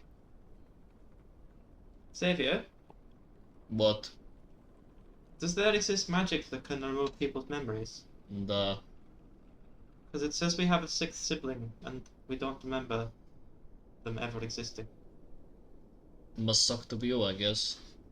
What is this? What is this relevant with what you're trying to find? I don't know. And I mean, they weren't entirely wrong. She's definitely partly a terrorist. I mean, who blows up a reactor? Seems a bit much. Do we know anything about Tempeal? Maybe there's a good No. reason. We never have- thought about Tempeal. You don't even know what a reactor is, let alone what is going on Tempeal. Okay. You are like, the moment the word Tempeal comes out, your brain smoothens to that of like. Yeah, that tends to happen when you bring up Tempeal. Yeah. Yeah. The collective intelligence of the room drops. It drops the room temperature. So, it seems like all of the information that you could have found has been located. Anything you missed, you may not find again. We will be taking the book. Okay? It will only fit in Hugmug's bag. Where we are today, read. Hugmug's taking it. Hugmug, are you comfortable taking it with you? Okay. I already asked. Yeah. I'm asking if Hugmug is Hugmug comfortable. will take it. So, the book goes in your bag. You will exit. Take one last look at your home. And then get back on the cart and leave. Can I, before we leave, just try and push the snow back to cover up where we came from? Yeah, you do your best. However, it kind of half melts in your hands as you do so. So, you now have cold hands. Yay. Love that for me. But otherwise, you kind of got there. And Mason kind of gives you a hand by basically using his axe like a shovel to try and sweep it. And so you make your way back. You get back to the creamery. It's been a few hours. Sun's starting to set, thanks to the season. And as you're sitting around the table trying to figure out what's going on, this is where you will need to piece your clues together and figure out how you are going to approach your next action. So as a team, I need you all to chip in on this, because what you decide here will decide what your next move in the campaign is.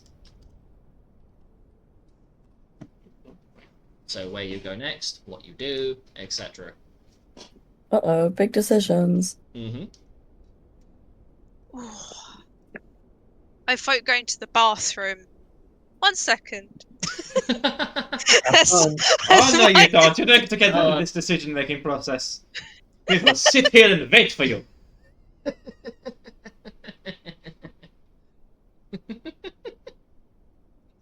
Have you seen any good movies lately? We're not doing this. So, you start plotting things out, and then we'll bring Mocha up to speed and settle on it at the end. So, joining you at the table is Xavier and Mason, as you will need Mason's cart to get to Wormwood, And Xavier has basically seen everything that you guys have seen, so he may be useful. I suppose Figos pays the mayor a visit.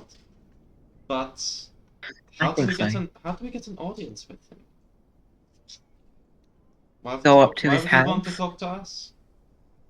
I mean, yeah, we could break in and say, hello, I am Marcel. We found this. Where's our matron been taken?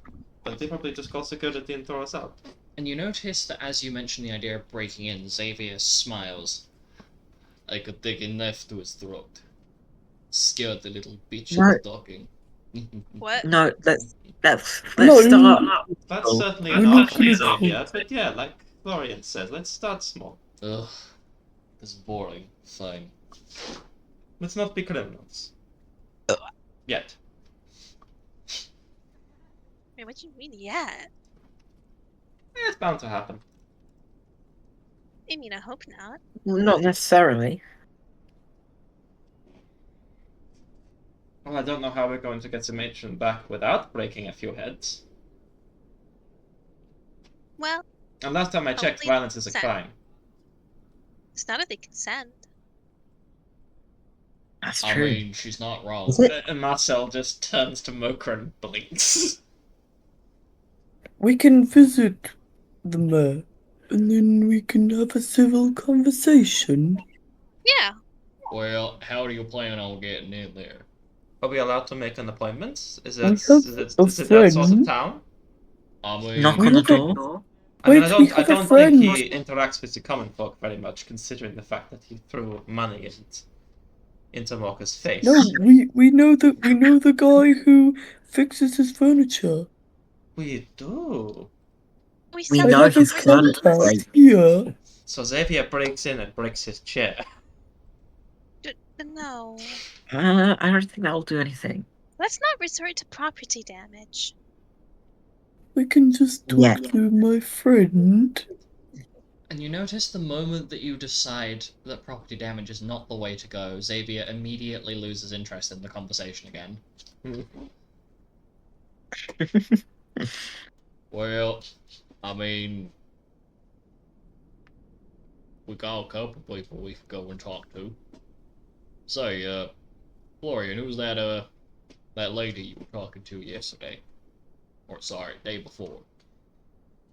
I'm not sure. I just have her address, so we could Well, hang on a minute. see if What, she knows the mayor. what's her address? Can I have a look at it? I saw Is that paper. just straight up the town hall? And he takes a look at the address, looks, he's got like a little map of the town that he's popped on the table to like try and. He normally uses to figure out where all the good, like the good selling points are. And you notice that the address that she has given you is attached to the mayor's office. The woman herself seems to be the personal advisor, receptionist, and assistant to the mayor, who basically lives on site in the residence. Florian, you're a genius! I got an invitation already. Was that just She said, fucking "Come easy? from here," and then I was like, "Okay," and now I have this, Well, that's awful convenient. so we can just go in. So all Florian has to do is go there, sleep with her, and then we go. Wait, We what? get Wait, to where what? we need to get to. No, you're already pregnant. We can't have Florian being pregnant as well. Whoa, no more pregnancy. No, Mocha, no one is pregnant. How do you know? And I look at Marcel's tummy. Belle comes in with a pregnancy test. Are we Xavier- pregnant? Xavier The has a line is very flicker. faint, but it is there. Xavier has a flicker of moment, gets up, walks over to Marcel, looks at Mocha, and then basically knocks the chair out from underneath Marcel, so he lands face first onto the floor with a very heavy impact. What the fuck, dude? See? He is fine. How did you what? If he was, he would be problematic. And he basically picks you up by the scruff of your shirt and lifts you back onto your stool. Myself blushes a little bit. So you're the pregnant one. No. Nobody is pregnant. You do not understand. It is only women that get pregnant. Are you sure about that? Duh. Yes, I'm just we gonna are stare at him sure. again for like beat too long, and then turn around and say nothing. He is once again looking rather uncomfortable with the whole situation. Hey, Good. Mocha, what if you were pregnant? I don't know about that. I'm just really hungry all the time. I feel like I'd That's a rather have a symptom of snack. pregnancy. No more pregnant talk. We have a plan to make.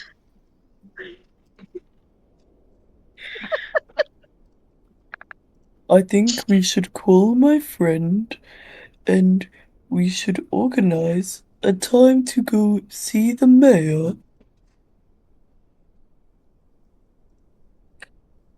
And there Yeah, will we be go try no to stop that thing. violence. And it will all be nice and peaceful. So, Sounds good. the plan is to take Florian to see that big lady that was talking to him and then get an audience that way. Yeah, and if that does not work, we go with Hulky's idea. So we have two Well, you plans. We have a main plan not and a just second me plan. alone, right? You guys coming with? I mean, did Of she course we're got coming with. everybody, or Or just you. I don't know. I guess we'll just find out when we get there. Can't be that bad, surely. Mhm. Yeah.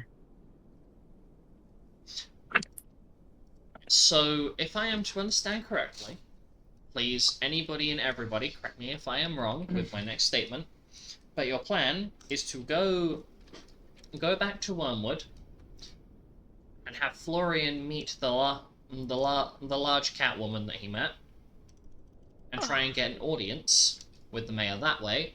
And if that does not work, then going via the route of reconnecting and recontacting with Gruz, the hyena folk that Hugmug made friends with, and trying to get an entrance that way.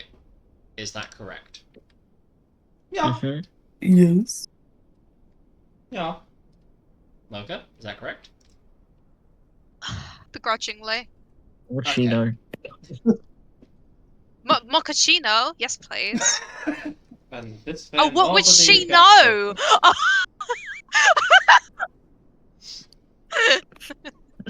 You're too far in character. I mean, Shelley would make you a mochaccino.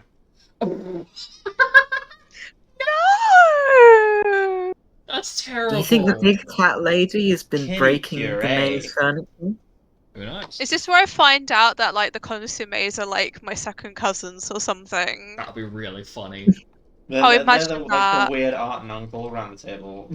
No one talks to them anymore because they did weird shit. What if, in theory, like, what if like I don't know. which one is it? The one that's the are they both, or is it just one of them? It's which one is it? Both of them. They both. Both of them. Like, imagine like you're about to be like chopped up, but all of a sudden someone comes in with an adoption certificate. You both magically sign it, and then all of a sudden you're adopted, which means you're no longer an orphan. Like, what did they do in that situation? They lose their hunger. I'd imagine that would be the They push case. them off their food.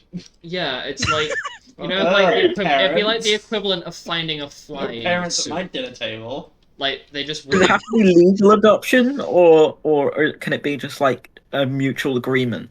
Yeah, like, do we have Why to are we get a talking about this? Come on, license? back on track, guys. I'll figure this one out after session when I have the brain capacity to mull this one over. I'm sorry to put you in this predicament. It's fine. I had a certain somebody yesterday asking me the cosmological theory and understanding of the world that you guys are your characters are currently in, of That how sounds about right. everything cosmically works down to very existence itself. So you know it's fine.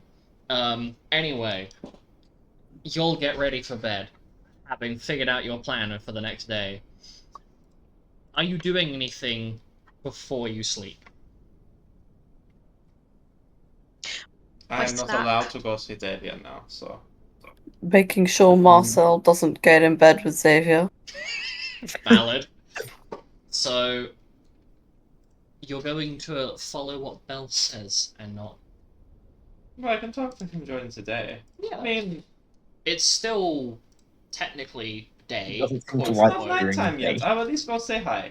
Like, the sun has fully set and it is night, I but will go it say is hi. not official bedtime yet. I will go say hi. Okay, I will so not get into bed.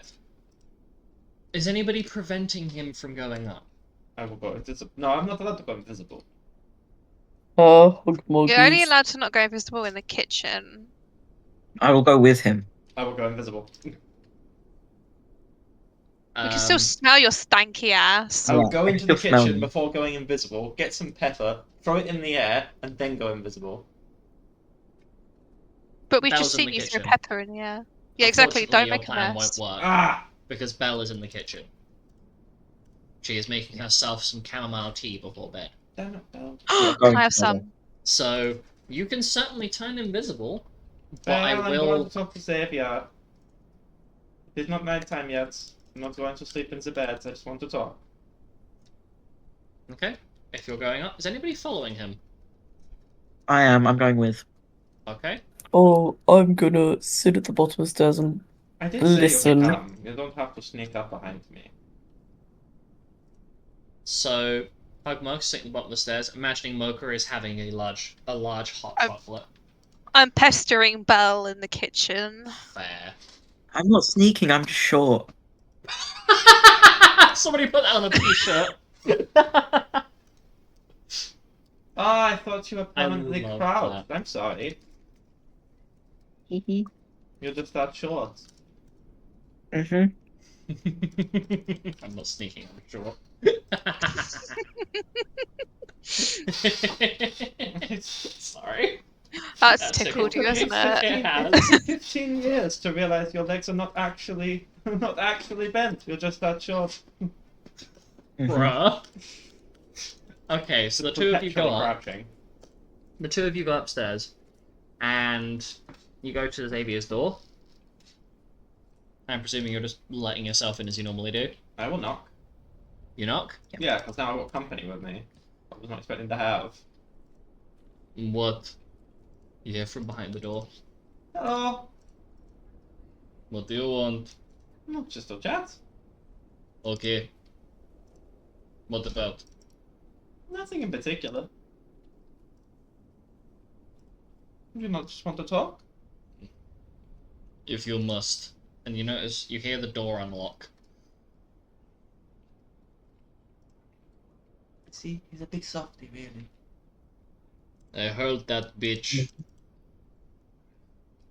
Florian, how could you say that?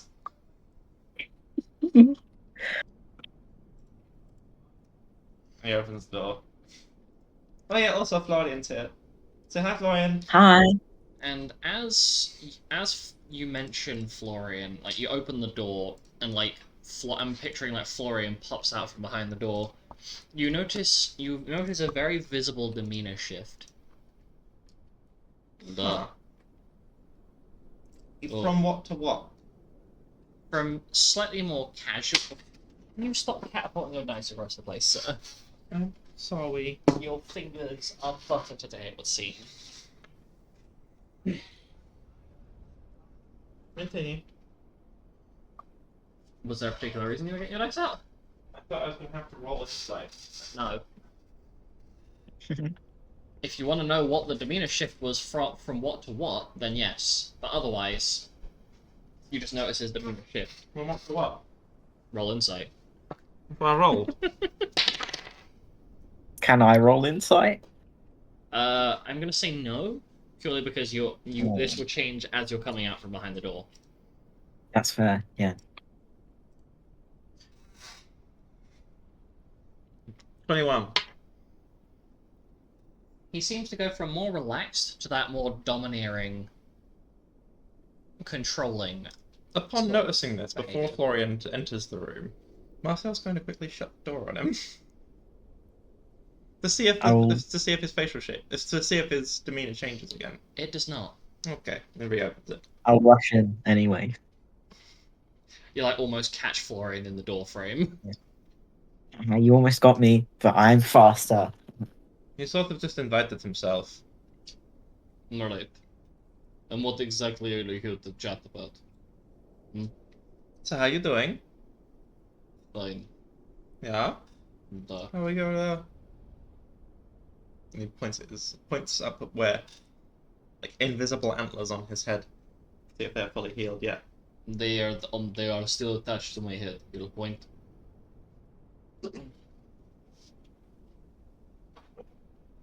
You're being more rude than you normally are. Whatever. Your feelings are not my problem.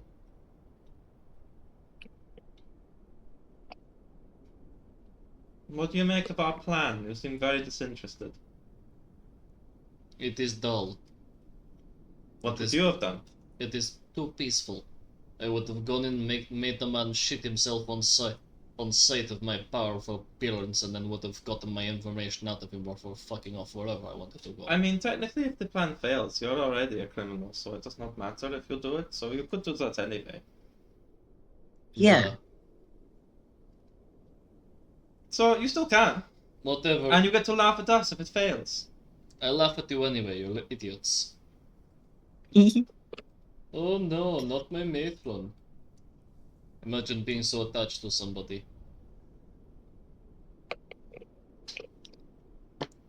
Are you all alone, Xavier?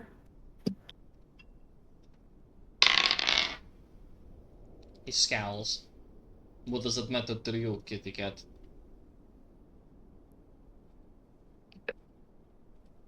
That sounds like yes.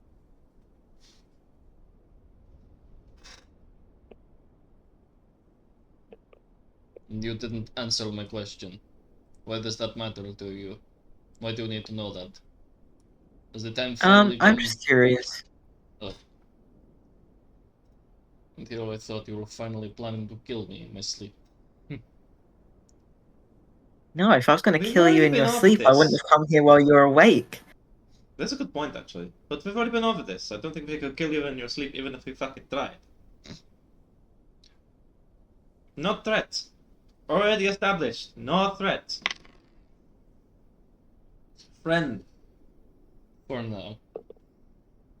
Yeah, sure, whatever. And the moment you dismiss him, Do you need any more healing? you notice he smiles a little bit as you dismiss him. Almost as though you're feeding into something that's on his mind. And this is very noticeable. Insight.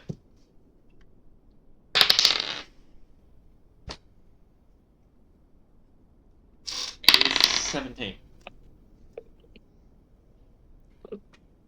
He seems very cautious and suspicious of you. He very clearly does not seem to understand why you care in any capacity. And it seems as though him awakening to find you still in his bed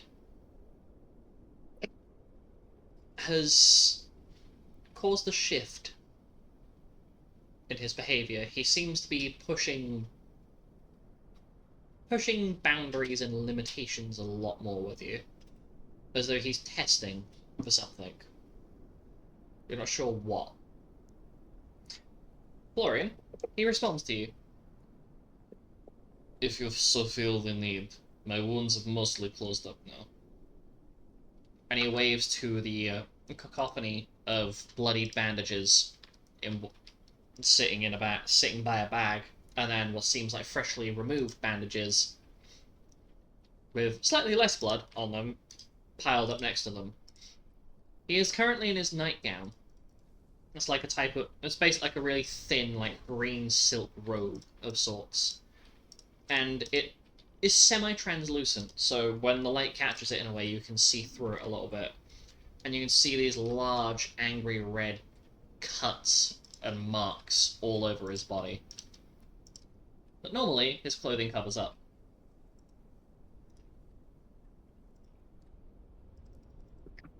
Okay, I'll try and cast Cure on him. And as you do so, his wounds seem to heal a little bit, and you notice that the bigger, deeper, angrier red marks scar over.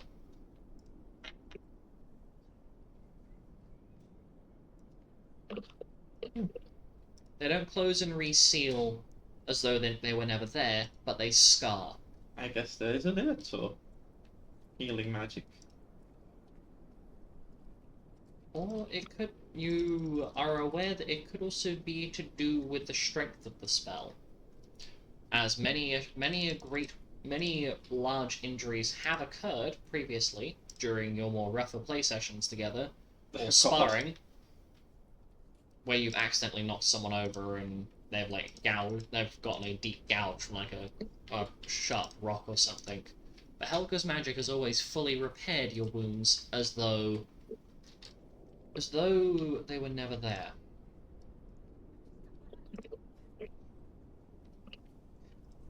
So what exactly are you doing? Just wanted to talk. Do you never just do that? You never just talk? No. Why not? It's good for morale. He It seems a also bit passes time. It must get boring being on your own all the time. What do you do? wait. For what? For action and blood. And he smiles. But hear me out. What if you could do stuff in between rather than just waiting? I've never had the opportunity for such idle pastimes. What you do now? How about we make up for last time? He just frowns at you like you're saying the stupidest things. Because in case it's not clear, to Marcel, the idea of waiting in between stuff is a completely fucking alien concept. Marcel always likes to be doing something. Like, I don't know. It's a hobby. And he starts rummaging around in his bag. And pulls out one of his little toy soldiers. This is what I do. I like to keep my hands busy, and I make things. He continues to frown, and then looks at Florian. I'm guessing you do the same thing. I made my hat. And my cloak, I put the stars on my cloak, and it's fun. You do that with needle, duh? Mm-hmm. You want to try it? I was not asking you. Okay. You will give me a needle, duh? If you want to try it.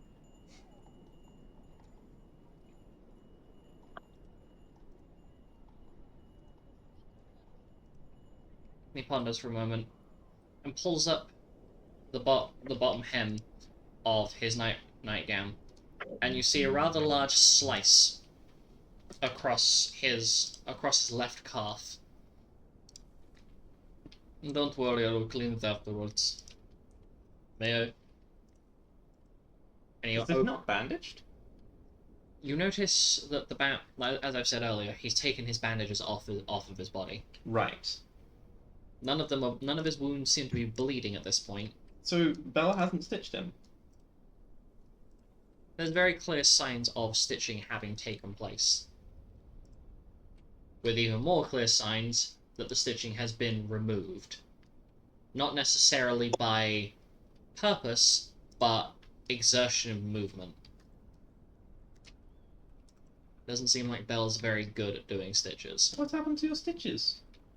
They break. What if they're done well? I mean, I've done some silly stitches to myself over time, and nature makes them for me, and I imagine Marcel probably had a few stitches in his time, falling out of trees, cracking his head open, that sort of thing. Him and Florian trying to see who can jump up onto the chair first. Yeah. Followed by It's me. chin first into counter. Yes. Him and Florian building a real life catapult. And intrusive thoughts winning, and we launch the kitty. The cat's fine because he lands on his feet first. Then you go.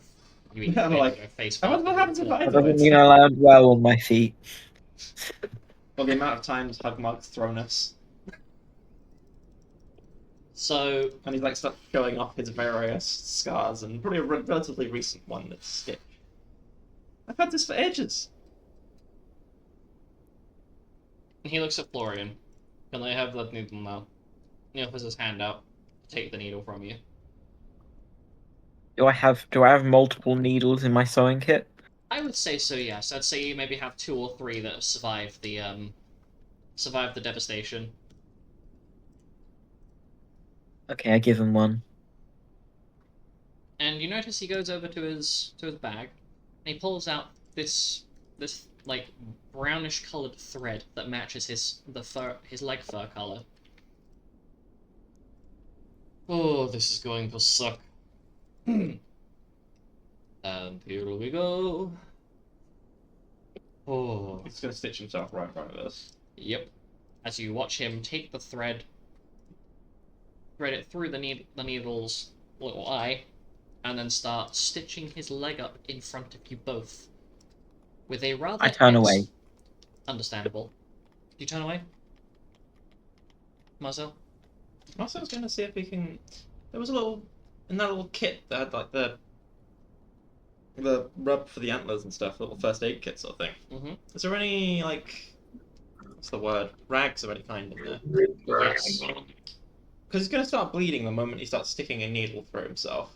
Mm-hmm. So Marcel's gonna make sure he doesn't get blood all over the floor. Over his bed. Over the bed, sure, why not? Because he's got to hike his leg up to be able to reach. So he's helping him, basically. The moment you come over with the bandages, he makes sure to take them from you, but make sure that you are still a fair distance away from his bed. Yeah, okay, do it yourself, it's fine. And you can hear his breath get huskier, and him quietly cursing in a language you are not familiar with. This is where it turns out that one of you is familiar in that language. What is the language? Neither of you can speak Orcish, right? Orcish. I just speak But cat. I can at the bottom of the stairs. Okay, well, Hugmug, at the bottom of the stairs, you can hear Xavier quietly cussing some very foul language. Oh no, not foul language. Like, we're talking the sort of stuff that would get you cancelled. He said boopy. Oh. Oh, He's saying Level. not slurs. in front of Hugmug. Oh, He fuck. is basically saying slurs relating to deerfolk and orcs at himself. They are self-targeted slurs. As the two upstairs, Florian, you can hear the movement of the thread and needle, and Marcel, you are watching Xavier manually stitch his calf wound closed, Ouch. and he keeps going. The stitch is done, and you notice he stitches a little dove over the wound. Like, he's got the whole wound closed, but it seems to have been artistically done in a way where there is a little dove formed out of the stitches. Oh, pretty. Menacing. I am here for peace until I kick you in the face, and then it's no longer peace, it is death. Death dove. Duh. It is symbolic. Little... It's like dove, but it drops really sharp stone on your head. Or pecks out your eyes, it can do that too. I like your way of thinking. It is... You okay now? I will be. Little cat. I will give your needle back to you once I have cleaned it. Okay, thank you.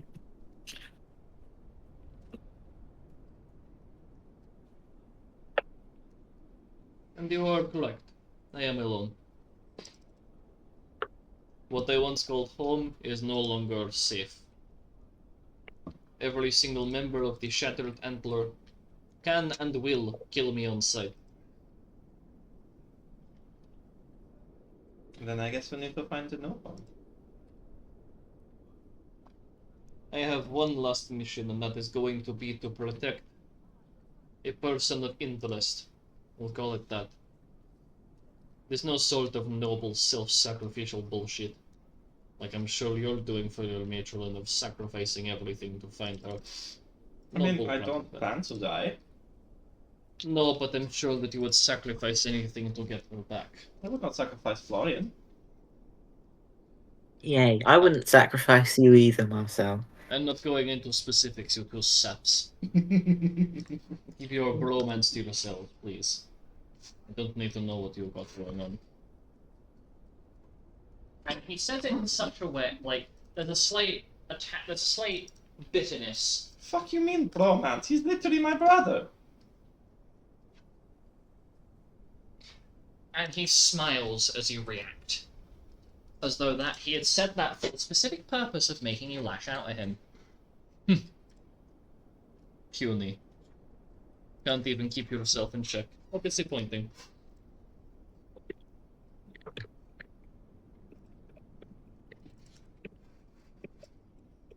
There's a Anyway, difference between lashing out and defending your honor. what honor? What honor do you have, little mouse? What, do you want specifics? Humor me. I have the honor to protect those that I love. But you don't have the honor to be honest with them that you were talking to me until a few days ago. Interesting how your morality works. There's a And- correct time to say stuff, and there's an incorrect time to say stuff. Roll insight. You say something at the worst possible time, it makes things worse. I still said everything I was going to say. I still told the truth. I told the truth like a day later. What's your insight roll? Insight roll, 15. He's very clearly trying to get a rise out of you. And in his mind, he is succeeding, because you've risen to his taunting. What are you going to do, little mouse? Cry. Why would I cry? Because And you are it just weak. sort of looks at him like, what are you talking about? Because you are weak. Well, yeah. I'm basically a child.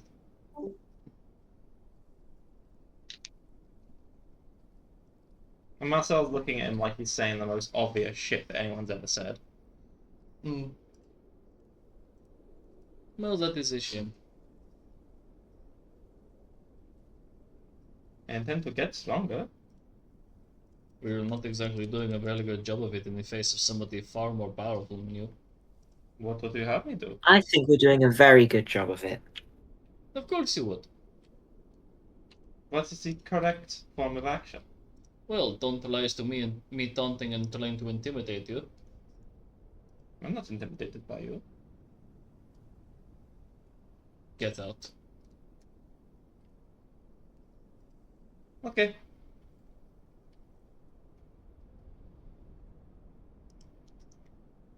And he has the nastiest face. Like he is about to rip your insides out and use them as Christmas decorations for his room. Come on, Florian, we're leaving. Okay. See you tomorrow. Sleep well. And,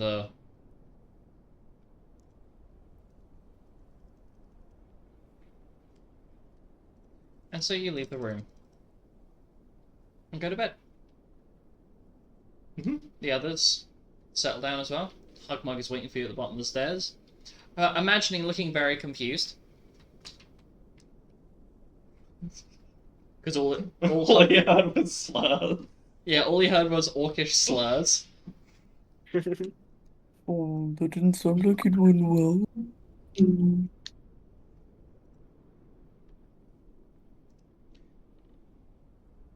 And we roll around through the next day. So I'm pretty sure I've lost track of what the day was, so I'm just going to say it's the 6th. Oh, shit.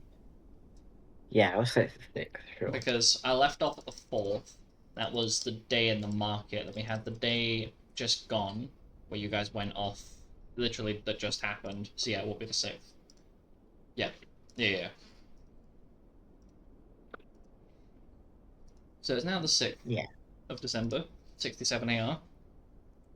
And you are preparing to go back into the city. To go and convene with the mystery lady. I say mystery lady, whose name you don't currently have, but the large goth Tamalic woman. We don't know her name, but we know her intentions. Yes. So as you get there,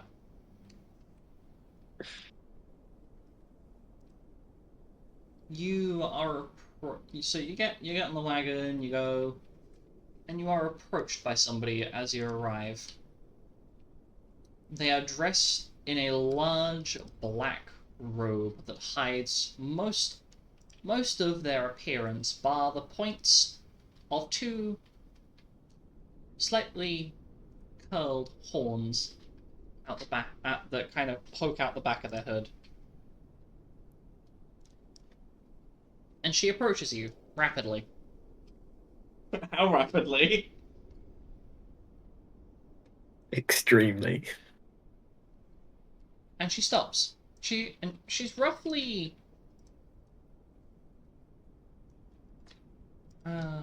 she is a couple of inches taller than Scoria. Wow.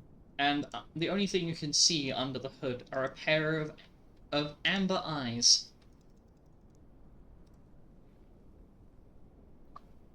She looks your group over and speaks in a language that you are unfamiliar with. But I don't think any of you know Infernal. Nope. Nope.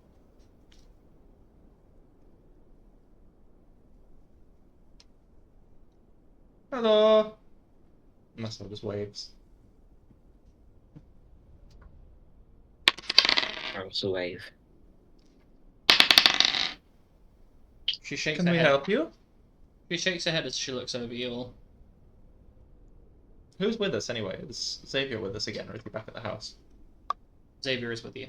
Mason? Yes, Yeah. Mason, because he drove. Mason's the one who took the cart, so all of you are here. So basically, everyone you know so far that is not Belle. So the 5 of you plus Mason and Xavier. Mm-hmm. She shakes her head. This mysterious cloaked figure, you presume is a woman based on the bust that the silhouette of the robe gives. Mm-hmm. Based on our tartars. On the fact that it does in fact have a chest and a seemingly powerful feminine figure, and just walks away without another word. And you hear some slight clinking as she walks away. But she ran up to us, stared at us, and then walked away. It appears as though she was looking for someone, but only scanned over the first 2 or 3 of you that were leading at the front before walking away. So she took a look at Florian, she took a look at Marcel, took a look at Hugmug, and then left. As the other four kind of approached, having been sorting out the cart, and Xavier being kept under explicit supervision of at least 2 or 3 of you at one time, to prevent any shenanigans from occurring.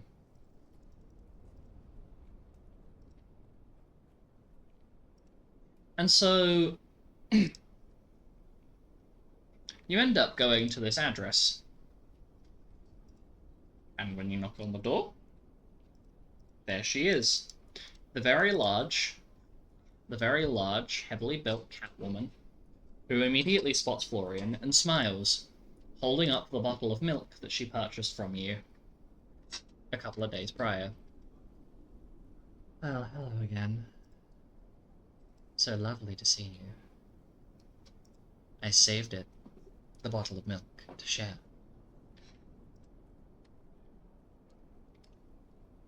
Is it still good? Of course it is. We have cooling spaces for these things. Makes them last so much longer. And as she leans down, she almost pops out of her shirt. Because she is leant down to such an extent where she is well over twice your height. But the way she's leant down, she had to lean down far enough that her semi-smart dress shirt has not accounted for the weight. As she stands back up, looking a little flustered. Oh, goodness. Well, I see you've invited some friends with you. Not exactly what I had in mind, but how about you all come in and I make some tea? Or coffee, or whatever hot beverage is your preference.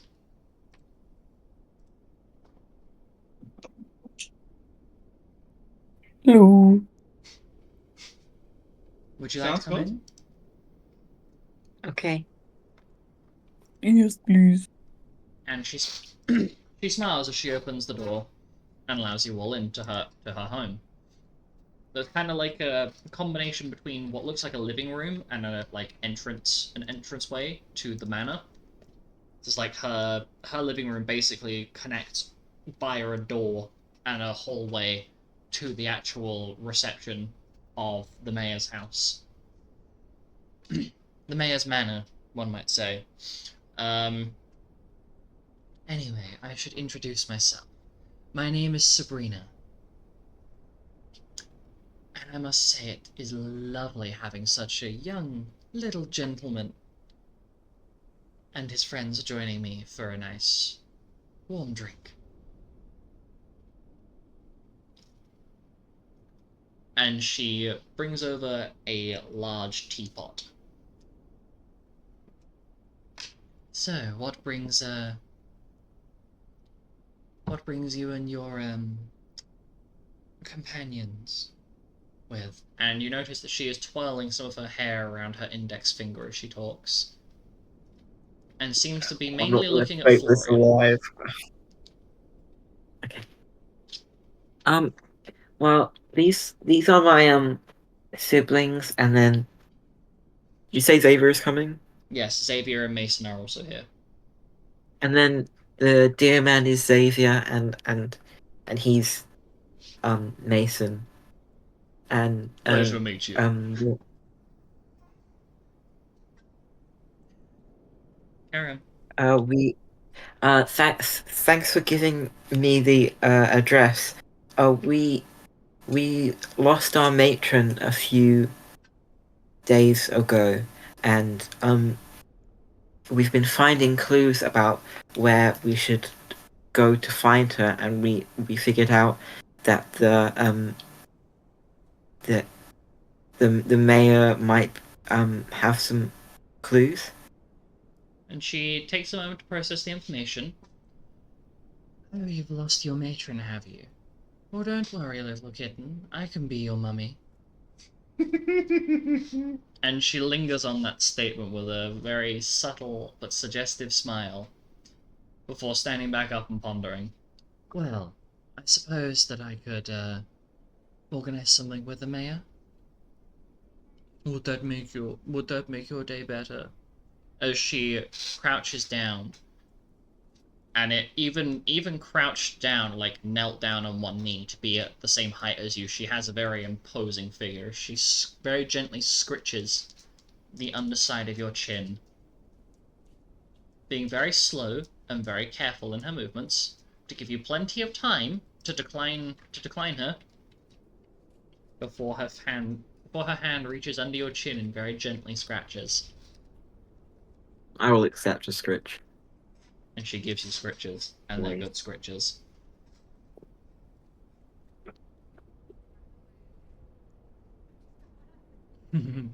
Ah, such an adorable little kitten.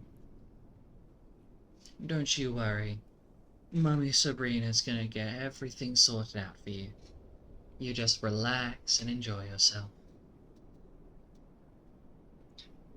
And she stands up, and you notice her tail curling slightly as it wags behind her a little bit. As she walks over to the desk in her room, taps a few little things on one of the wood panels. You notice little lights glow up. And she pulls up a book. Looks at the schedule. Well, I might be able to fit you in for his 3 o'clock. He normally has something else planned for that, but, I can readjust the schedule. The power of being such a respectable citizen of this town. And also being his assistant. It comes with a few select perks. Thanks so very much, madam. Madam? Thank you. Ma'am, madam, mummy, whatever you choose. I'm guessing she's that looking directly at Florian while she's saying this. Oh, 100%. She is, like, Florian has had eyes on him from the moment he came in. Where And are it's like- Florian's eyes right now? The floor. I thought so. Like, you can feel the eyes on you, and she has a presence. I'm picturing Florian is a little hot under the collar at the moment. You have no idea. Shall we leave you two alone for a bit, or...? Are you saying that out loud? Possibly. I must look confirm. Great whether that at Marcel, like, why would you do this? So that's Yes, he out says it loud. out loud, Okay. yes. So I wasn't sure it would be like out loud or like subtly whispered, but you say it out loud, and she looks directly at you, Marcel. Well, I mean, I wouldn't decline the idea. I do have a nice jacuzzi outside. Very nice bubble bath setting on it. Ooh, jacuzzi. And there are some Marcel completely forgets why he was here. there are some towels and some various bathing pieces if you haven't got your own. If you would like, you are more than welcome to enjoy the luxuries of my ensuite mayor's apartment. Whilst we wait. And she's looking ever so slightly suggestively towards Florian. And isn't she? I mean, jacuzzi sounds nice. Well, Is it, wait, so today it's going to be we're going to be meeting him. mhm. So we have nothing to do but wait. Basically, yeah. Marcel gets up and starts going towards the jacuzzi. Okay, so you basically go out, there's like a patio door type thing around the corner where there are some bathing garments, so you can get changed in this little side stall.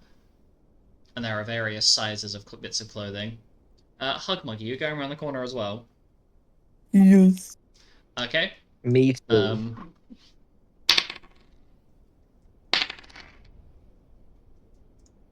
Scoria and Mocha do.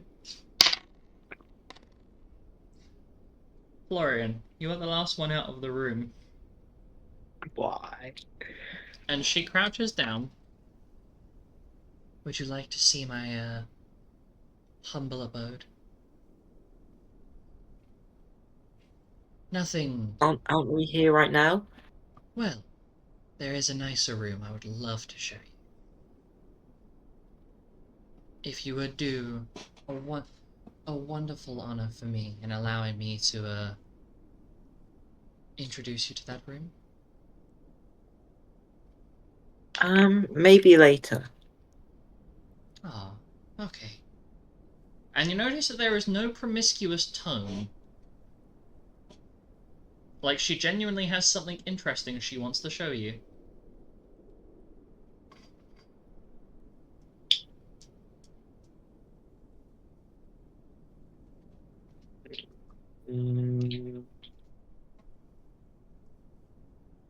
It can be a very brief show and tell if you are eager to go and join your siblings outside in the pool. Marcel started a splash fight with the other two. Being mindful not to splash too much. Or what stays in the jacuzzi. But she's knelt down by you, Florian.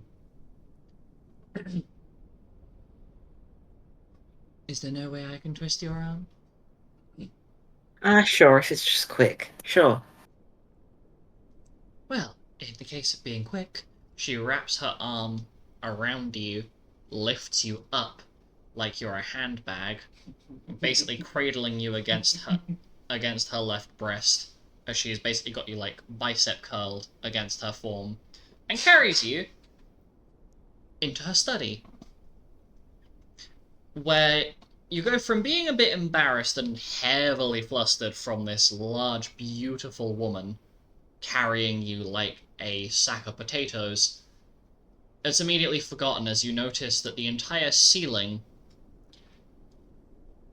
is a constellation graph of all of the stars and all of the planes that you can see in the night sky.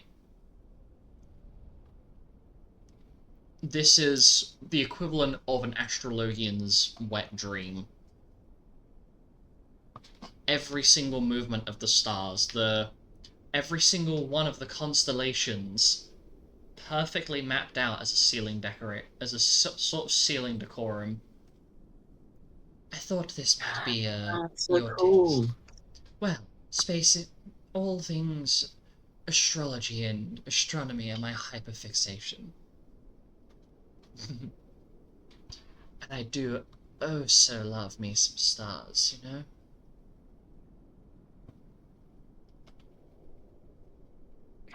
I know. I'm an astrologian. And she looks at you with a little bit of wonder. Oh, you are just perfectly adorable. Oh, I could just eat you up if I so felt like it. Oh, but that would be mean of me. Here, let me put you down. Unless you'd rather stay up here.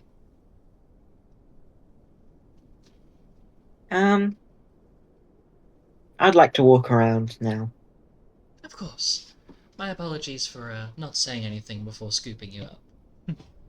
That's And okay. she pops you down on the floor, and you notice the moment that your feet touch the ground, there's like a large glass like rectangle on the floor, that's part of the flooring, that lights up the moment your feet touch it, and you realize that the ceiling decorum rotates based on when you drag, your foot drags a little bit and it rotates almost like a globe to show a different part of the night sky. I want to try and make it go as fast as I can. And you do so, and it spins. And you can hear her audibly chuckle to herself, but it's like I can't think of the right way to describe it, but like the ara kind of laugh, the kind of laugh. You know what I mean. I can't replicate it because I don't have the vocals to do it, but it's that kind of laugh.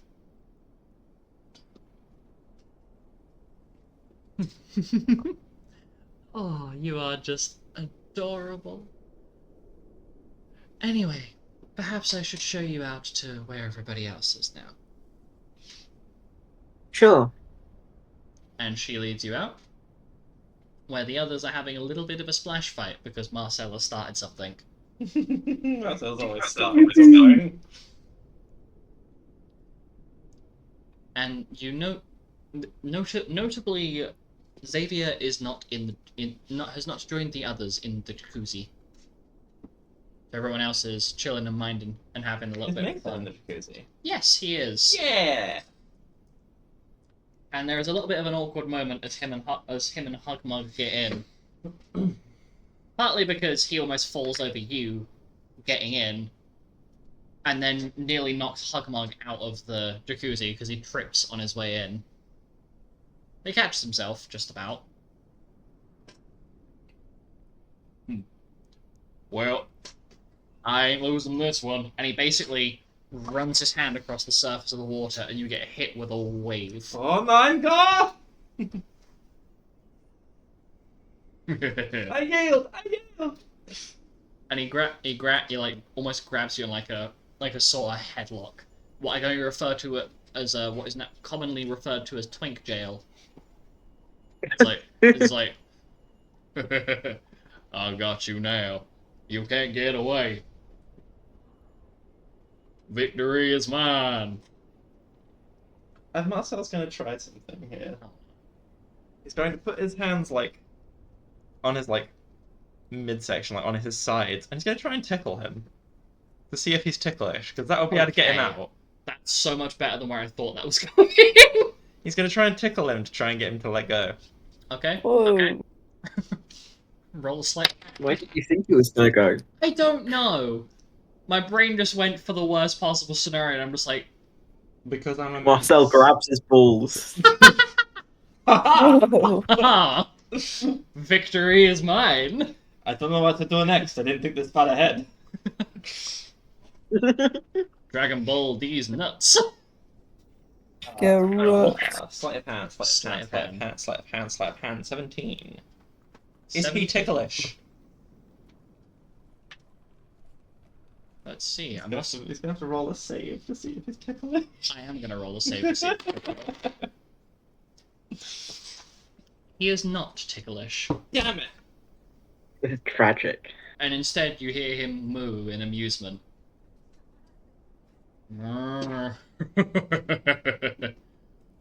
You can't get away from me. I got you. Quick, hug mug, splash him. No! I No! got it. Yeah. These are war crimes, I tell you, war crimes!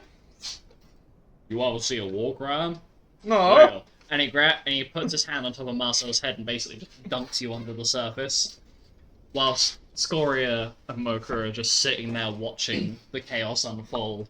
Because they're just like trying. I'm picturing they're just trying to enjoy themselves and just relax. And with Florian now jumping in, and I'm picturing Florian's. Is Florian helping Hugmug splash Marcel, or are you attempting to try and free Marcel from Mason's grip?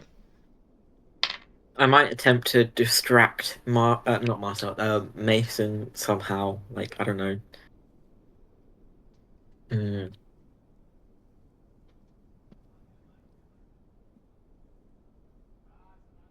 Like splash him.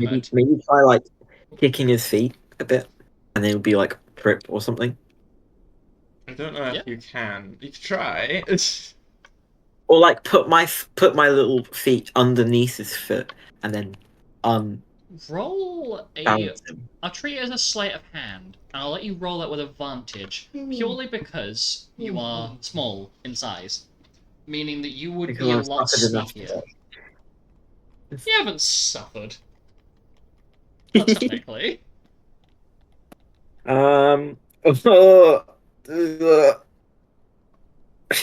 10. You succeed. You manage to get whole. You manage to just slip your foot underneath Mason's as he moves a little bit, and he goes under the surface, taking Marcel down with him. You are released. And he rises to the surface. Well, come on, that was dirty. All is fair in love and war. And Let's then, like, one more splash. and he catches your hand. That's kind of gay. Yeah, I'm playing with you. Do they know what the word gay means? Yes. Okay. You would have had a full-blown education. So you are aware of what it means. Okay.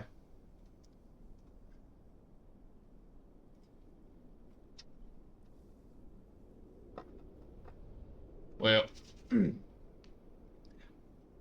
I'm gonna get out and freshen up. Okay.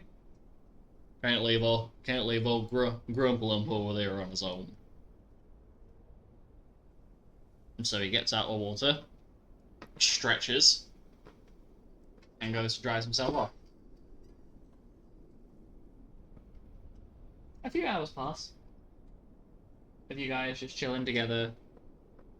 You dry off. And then she returns. Well, the mayor is ready to see you now. Excellent. Thank you very much for your hospitality. It is all good. Although, on your way out, do step through that, little wind chamber. It'll dry you off. Wind chamber? Yes. And you watch as, you watch as Scoria goes through it first, and it jump scares her, because it's like a slightly loud burst of wind. You watch her kind of flinch, and the same thing happens to Mocha. Wait, You watch Mason do the same thing. It's like a reverse blow dryer. is it going to fluff out Florian and Marcel when they go through? I would roll. If you want to be fluffed out. I don't necessarily want to, but I'm gonna play it how it lies. No, and no. Okay. You're fortunate enough that you get dried off, but you're all good. And so you approach the mayor's office, with Sabrina leading you. She knocks on the door, opens the door, and you all head in. As Mayor Marigold turns around his chair.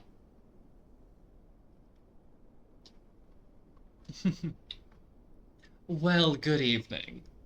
And how may I help you? Oh, you're my 3 o'clock appointment. Oh, how thrilling. Close the door behind you. Hello. How can I help you, ragtag group of people?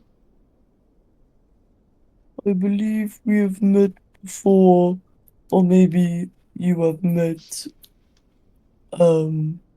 Mocha. And there's a sudden moment of recognition on Mayor Marigold's face. Ah, yes, you were the child I tried to bean with my coin pouch. That was entertaining. I didn't throw it hard enough, but anyway, how might I help you, dairy merchants? What So it's exactly?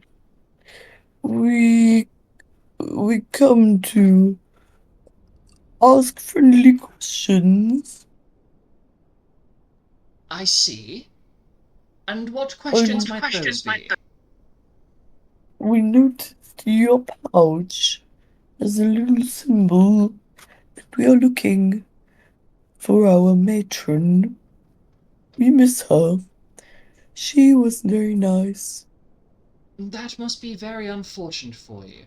Unfortunately, I have no idea who you're talking about. And the symbol on my pouch, as he waves his hand at the banner above him, and every single piece of furniture in this room that has some sort of marking on it, regardless of how small it is. You see, I just forgot to take my coin pouch back. But yes, if you have questions about whoever this matron woman is, you are more than welcome. Although I must say it's a very strange name to be referred to by. Matron is, like... It's an oddity. But you may ask your questions. Her name is Helga. Helga. Nope. And he gives a rough description of her appearance. I don't know this woman. Inside. The way you describe her, she sounds like a man. Are you sure? I can't think of anybody that short. I've never met a female Numo before. And yes, you may roll insight. Yay. Even though my insight is garbage. Yeah? Like, if you ever want to roll insight at any given point, just call it. Because I will I will leave a little bit of blank room Ooh, after dialogue. 7. 7.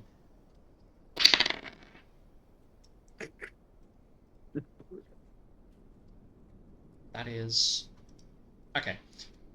he may have some knowledge, but it's not. He is very clearly not got the best immediate recall.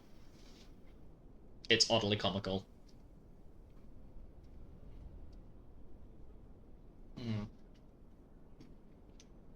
Well, if you're trying to find her because she was kidnapped by some very bad people, are you familiar with the Order of the Crystal? I might be. Have you happened to see anyone of that description come through this town recently? I may have. Because we are trying to find where she went. Just want to rescue her. I see. Well, why should I help? It's not my problem. I run a town. I am not as, how would, Miss Blackpool put it? I'm not a detective.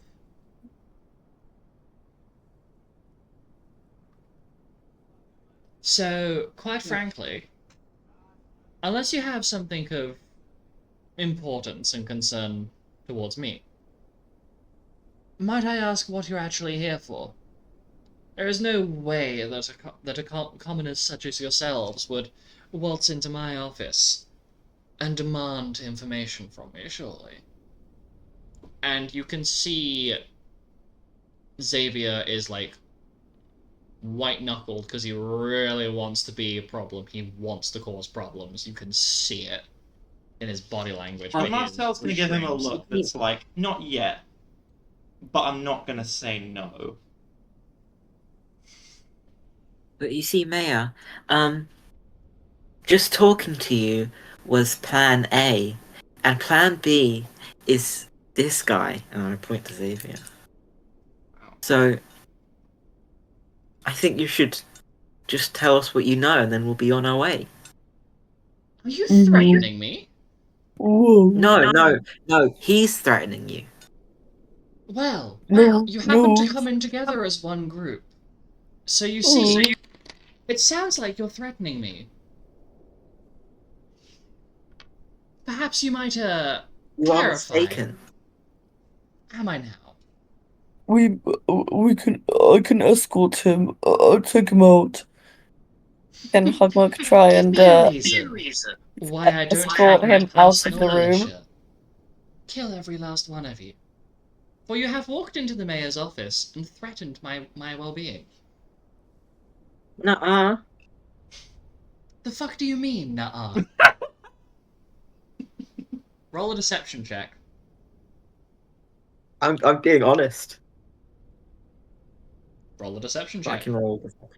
Okay. Because Xavier may be the one threatening him, yes, but as of this point, you are treated as one collective because you have not separated one another out from each other. Oh, 7. That's fine, he rolled a 3. He believes you. He believes you completely.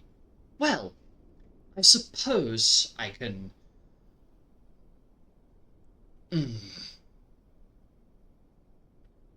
You hear the door to his office lock. Puts his fingers together, like he does like a Mr. Burns as he leans forward. What do you want to know?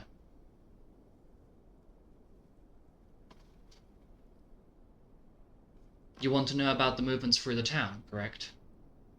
Mm-hmm. Yes, anything that would give a rough direction And as to anything where you she know would about be their general taken. activity? Well, I did happen to have a rather suspect group of people coming from here towards Birch Nest. But I want to know, why would somebody of your clearly lesser persuasion be so interested in the movements of a religious order? We They're told clearly you just about it. transporting goods. Insight? Roll insight. Shit. Where did my sheet go? Oh, I opened another tab. Well done. Shit. Hang on. Nailed it. Hang on. Genius. That's 12. 12. Mm-hmm. He is being completely honest.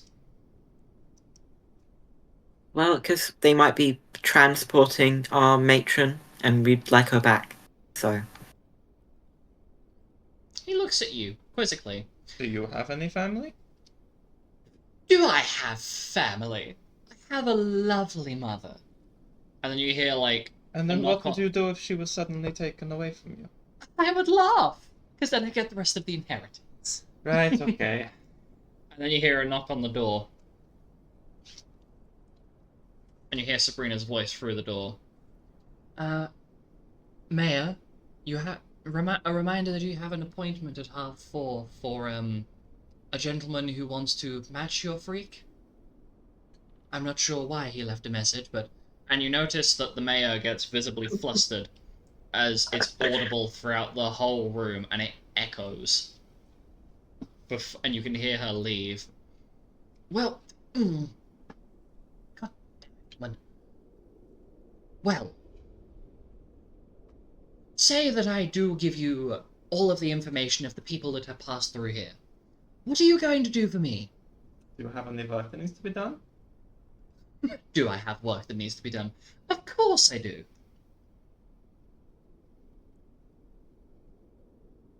Well, But what do I get in return? You doing work for me, I already have somebody of quite significant importance doing any work that's important to me. What exactly do you intend to do? well, damn, what do you want us to do?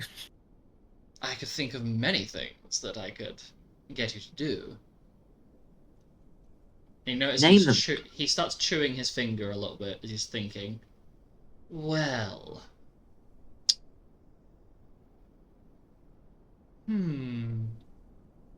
I suppose, if you really want this,